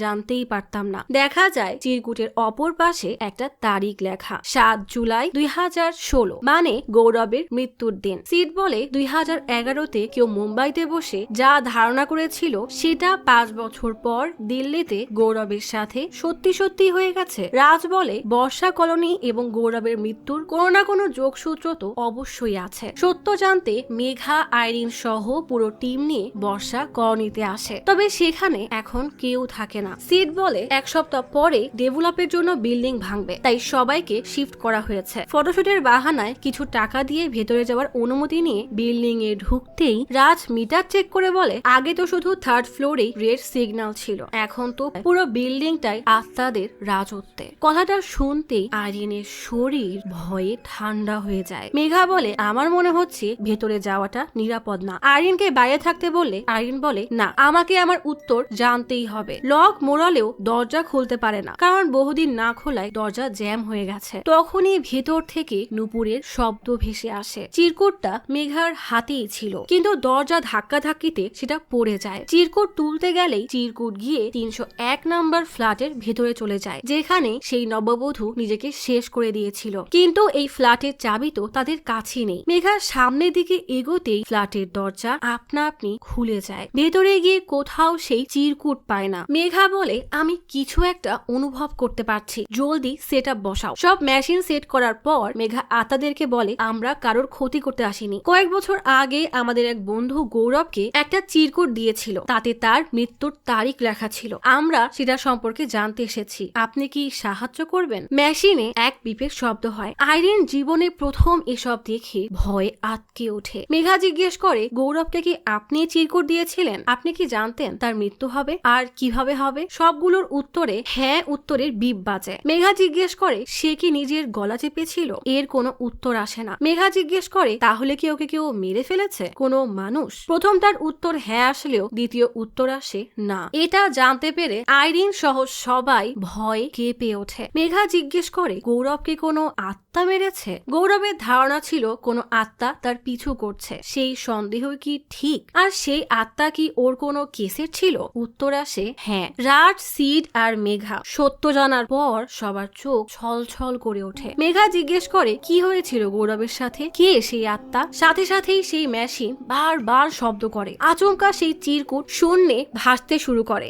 একবার একজনের সামনে ঘুরে ঘুরে আইরিনের কপালে ধাক্কা খেয়ে পাশের এক রুমে চলে যায়। আইরিন ভয়ে সিডের পেছনে লুকায়। সবাই পাশের রুমে গেলে আলো কেঁপে কেঁপে জ্বলতে নিভতে শুরু করে। আচমকা রুমের এক কোনায় সেই লাল শাড়ি পরা নববধূর সাজের আত্মাকে শান্তভাবে বসা দেখে সবাই একদম আটকে ওঠে। আত্মাটা আবারও হাত বাড়িয়ে চিরকুট দেয়। ভয়ে কেউই পা বাড়ায় না। সাহস করে মেঘা এগোতে গেলে রাজ তাকে থামিয়ে বলে আমরা যেটা এনেছিলাম সেটা ওর পায়ের কাছে। নতুন এই চিরকুটে যদি তোমার মৃত্যু লেখা থাকে। মেঘা ভয়ে অঝরে কান্না শুরু করে দেয়। সিড বুঝতে পারে না সে এখন কি করবে। মেঘা বা রাজ কারোরই সাহস হয় না ওই আত্মার হাত থেকে চিরকুট নিবে, তাই সিড নিজেই সাহস করে এগোয়। কারণ গৌরব বলেছিল না জানলে বিশ্বাস হবে কি করে। বিভৎস সেই আত্মার হাত থেকে চিরকুটটা নিতেই ঘরের আলো কয়েকবার কেঁপে ওঠে। সবাই সামনে তাকাতেই দেখে মহিলাটা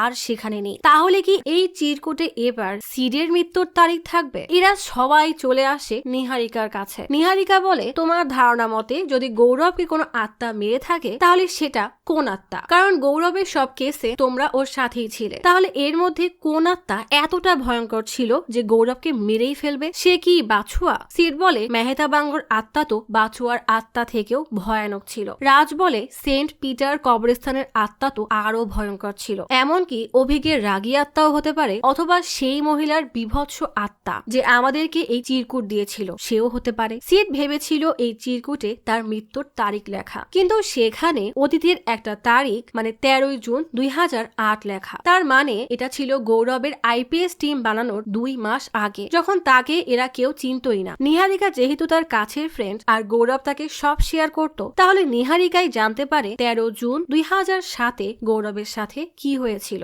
এত বছর আগের কথা নিশ্চয়ই মনে রাখা সম্ভব না, তাই নিহারিকা তার পুরনো ফোল্ডারে 2007-এ 14 জুনের ছবিতে গৌরবের আইপিএস কার্ডের ছবি দেখে নিহারিকার মনে পড়ে যায় এই কার্ড দেওয়ার আগেই তো গৌরব গোরেগাঁওতে হকিংস বয়েজ হোস্টেলের হন্টেড রুম দেখতে গিয়েছিল। তবে সেদিন সে তেমন কিছুই জানতে পারেনি। পরে পাগলির বাসায় এসে আমাদেরকে ওই কাহিনী বলেছিল। রাজ বলে, ওই কাহিনীর আসল লিঙ্ক তো পাওয়া যায়নি, তাহলে এর সাথে গৌরবের মৃত্যুর কি সম্পর্ক? মেঘা বলে, তা জানি না, তবে যাই হোক গৌরবের মৃত্যু ওই হোস্টেলের সাথে জড়িত, তাই আমাদেরকে সেখানে যেতেই হবে। সবাই হোস্টেলে আসলে গৌরবের নাম শুনতেই কল বলে, গৌরবকে তো আমি কোনো দিনও ভুলবো না। 10 বছর আগে হোস্টেলে এসে একাই ওই রুমে চলে যায়, যেখানে 2 দিন আগে একটা ছেলে মরতে মরতে কোনো রকমে বেঁচে গেছে। সেদিন চলে গেলেও তার অসমাপ্ত কাজ সমাপ্ত করতে সে 10 দিন পর আবারও এসেছিল। গৌরব একদিন হঠাৎই কলকে কল দিয়ে জিজ্ঞেস করে সেদিন 201 নম্বর রুমে যে ছেলের উপরে অ্যাটাক হয়েছিল তার নাম কি। এরপর গৌরব চলে আসে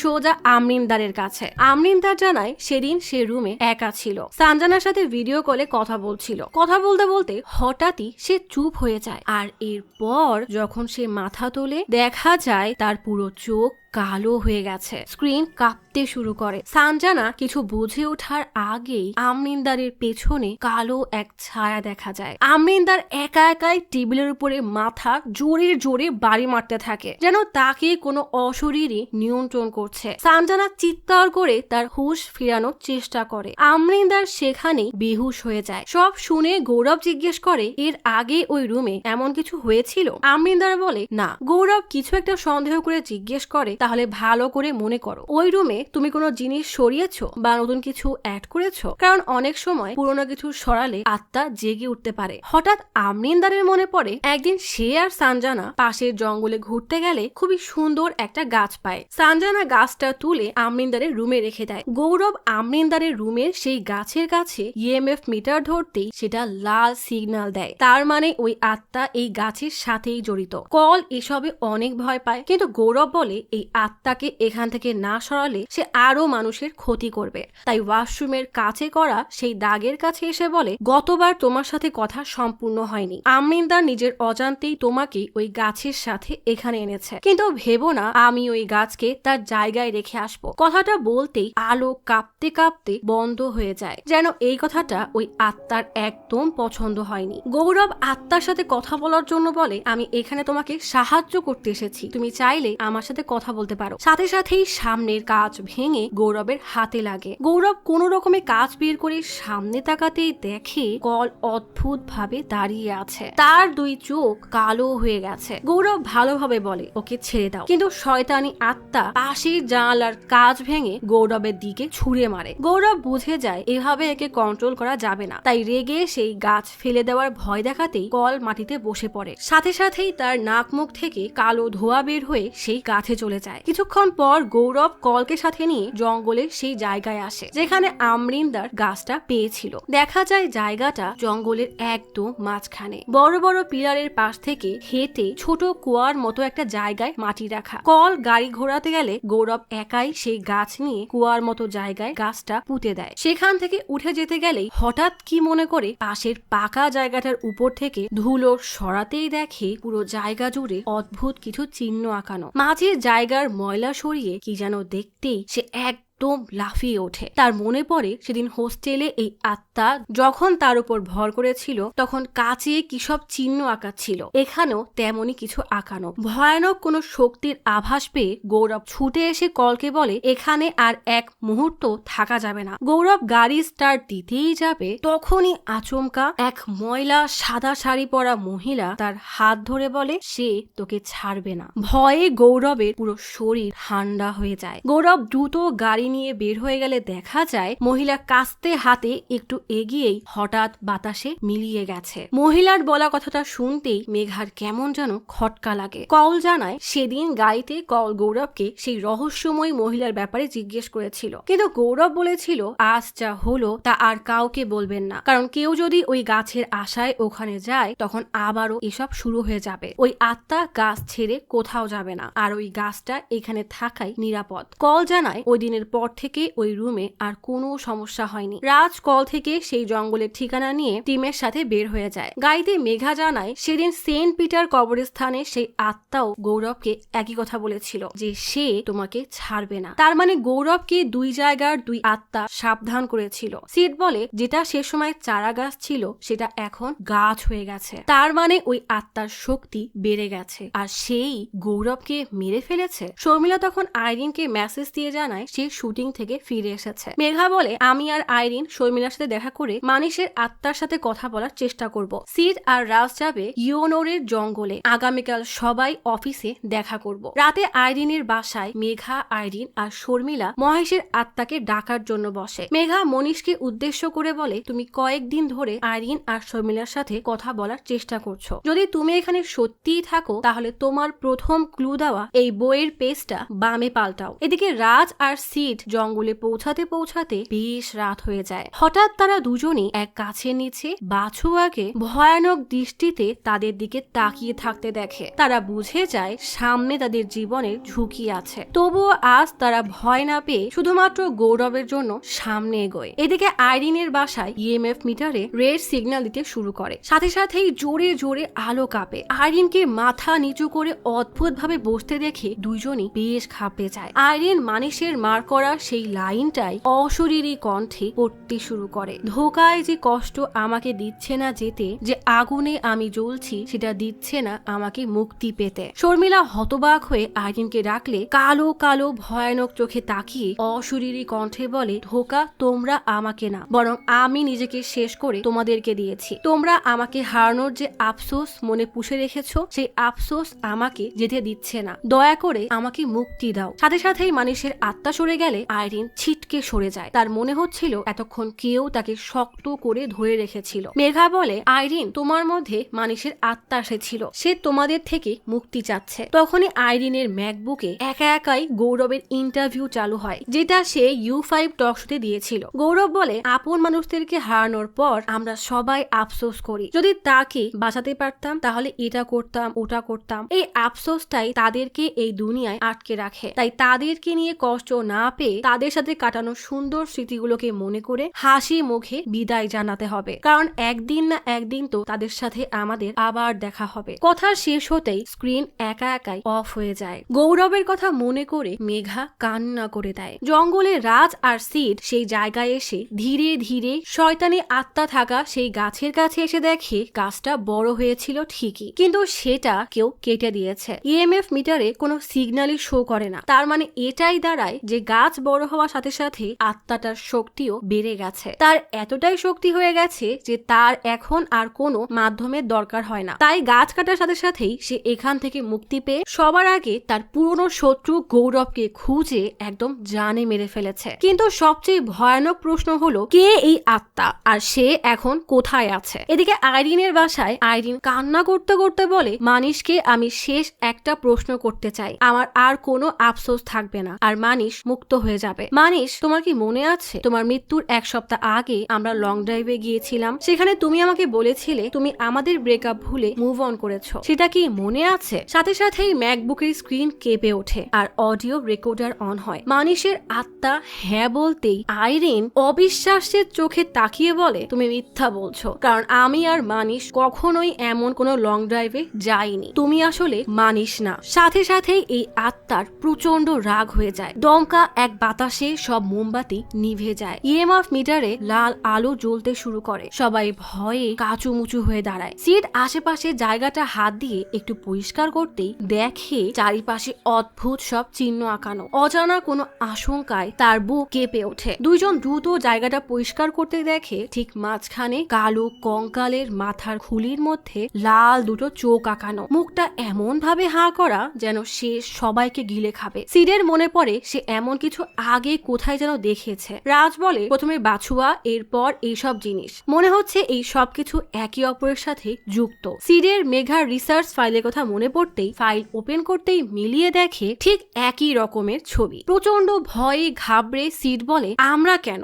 এমন এক জিনিস যেটা গৌরবের নিয়ন্ত্রণেরও বাইরে ছিল। একে বলা হয় রাক্ষস যান। আশেপাশে আঁকানো এই চিহ্নগুলো দিয়ে তন্ত্রমন্ত্র করা হয়েছিল। তা আসলে এই রাক্ষস যান নামক শয়তানকে আটকানোর জন্য করানো হয়েছিল। আর সেই শয়তান এখন মুক্ত হয়ে গেছে, তাও আবার আমাদের এই মানুষের দুনিয়ায়। এই শয়তান কি কি করতে পারে আর তাকে আটকানো কি আদেও সম্ভব নাকি তা আমরা কেউ জানিও না। তার মানে গৌরবকে দেখা দেওয়া আত্মারা তাকে এই শয়তান সম্পর্কেই বারবার সাবধান করছিল। মেঘা হতবাক হয়ে জিজ্ঞেস করে, কে তুমি? কেন করছো এসব? আত্মাটা বলে, আমি তোমাদের সাহায্য করতে এসেছি। আইরিন কিছু একটা বুঝে বলে, যখন জীবিত ছিলে তখন তুমি মৃত মানুষদেরকে সাহায্য করেছো, আর এখন মারা যাওয়ার পর আমাদেরকে সাহায্য করছো। ফাইনালি তোমার সাথে পরিচয় হয়ে ভালো লাগলো, গৌরব তিওয়ারি। মেঘা হতবাক হয়ে জিজ্ঞেস করে, গৌরব, এটা কি সত্যিই তুমি? গৌরব বলে, হ্যাঁ মেঘা, তোমাদের বাঁচাতে আমাকে বাধ্য হয়ে আসতে হয়েছে। সে ফিরে এসেছে। মেঘা ঘাবড়ে জিজ্ঞেস করে, কি এসে? তখনই দেখা যায় সেদিন ঘরে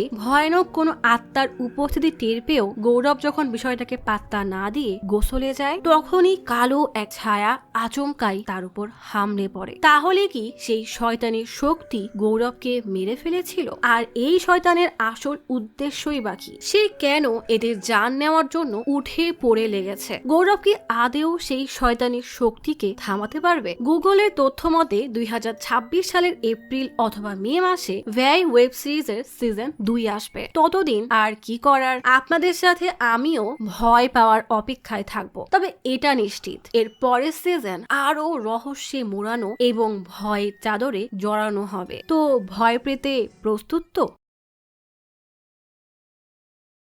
আজ তাহলে এখানেই চলে যাচ্ছি। শীঘ্রই ফিরবো নতুন অথবা পুরাতন ইউনিক কোনো মুভির গল্প নিয়ে। ফিরে আসা পর্যন্ত লাইক, কমেন্ট এবং সাবস্ক্রাইব করে অচিরার গপ্পসপের সাথেই থাকুন। পাশে থাকা বেল আইকনটি ক্লিক করে রাখুন। দেখা হবে পরের ভিডিওতে।